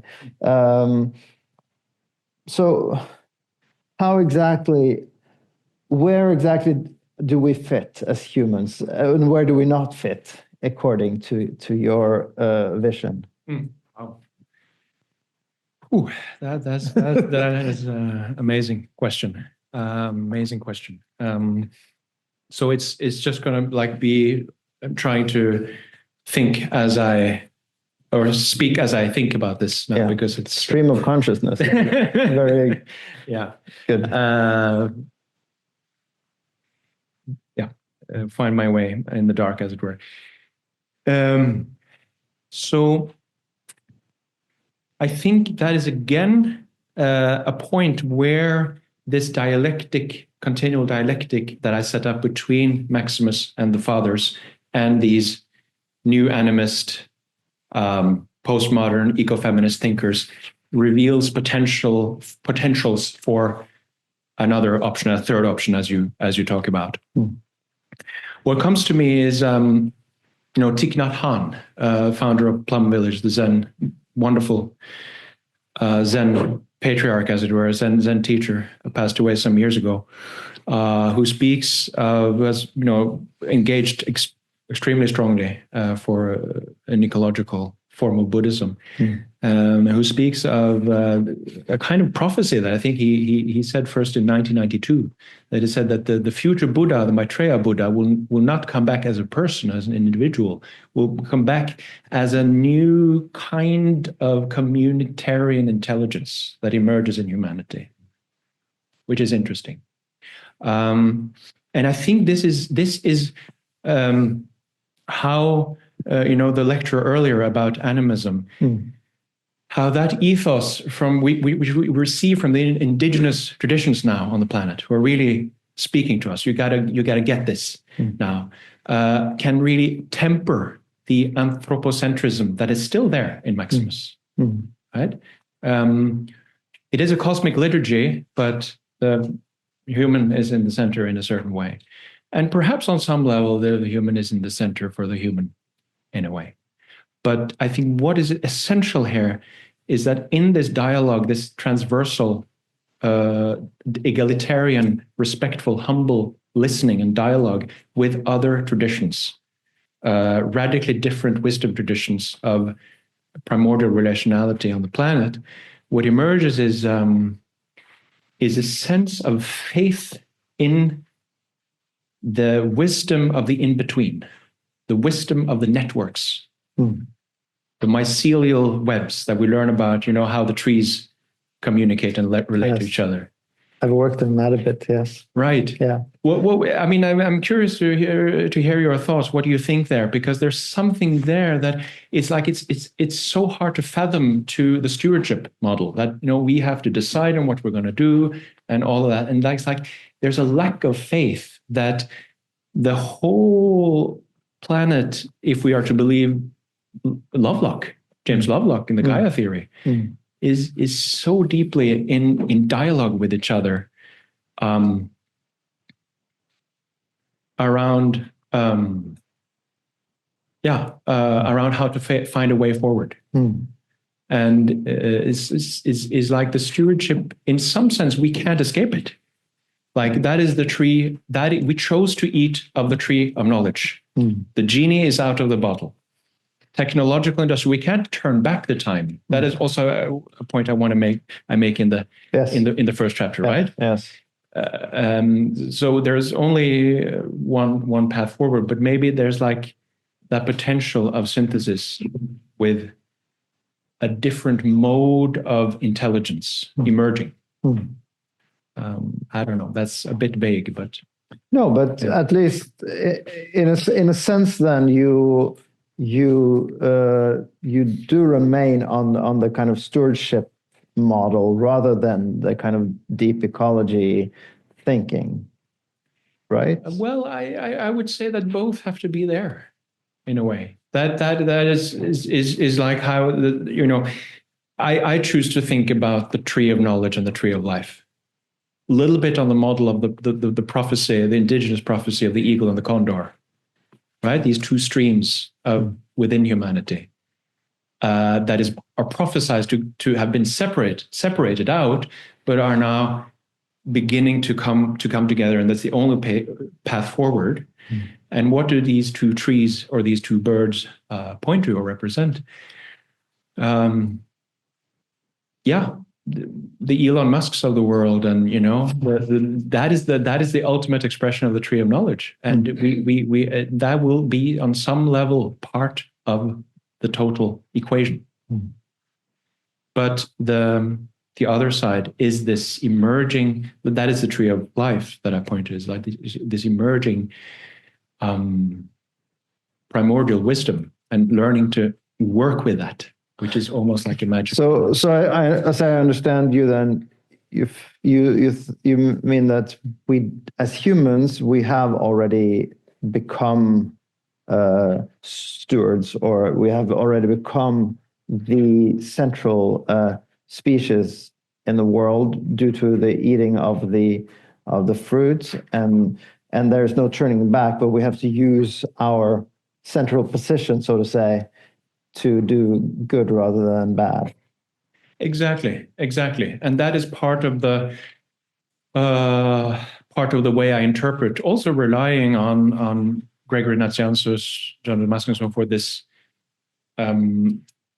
like return to the tree of life as a pedagogical journey through like through like as a return to the temple or the Garden of Eden. As a certain much more sort of primordial listening, and how that comes out concretely. It could be in all kinds of ways, like biomimesis, like making our technology the way we construct houses, the way we construct our dwellings, to see we can learn more from nature and like be more attentive. And that's how indigenous societies have been more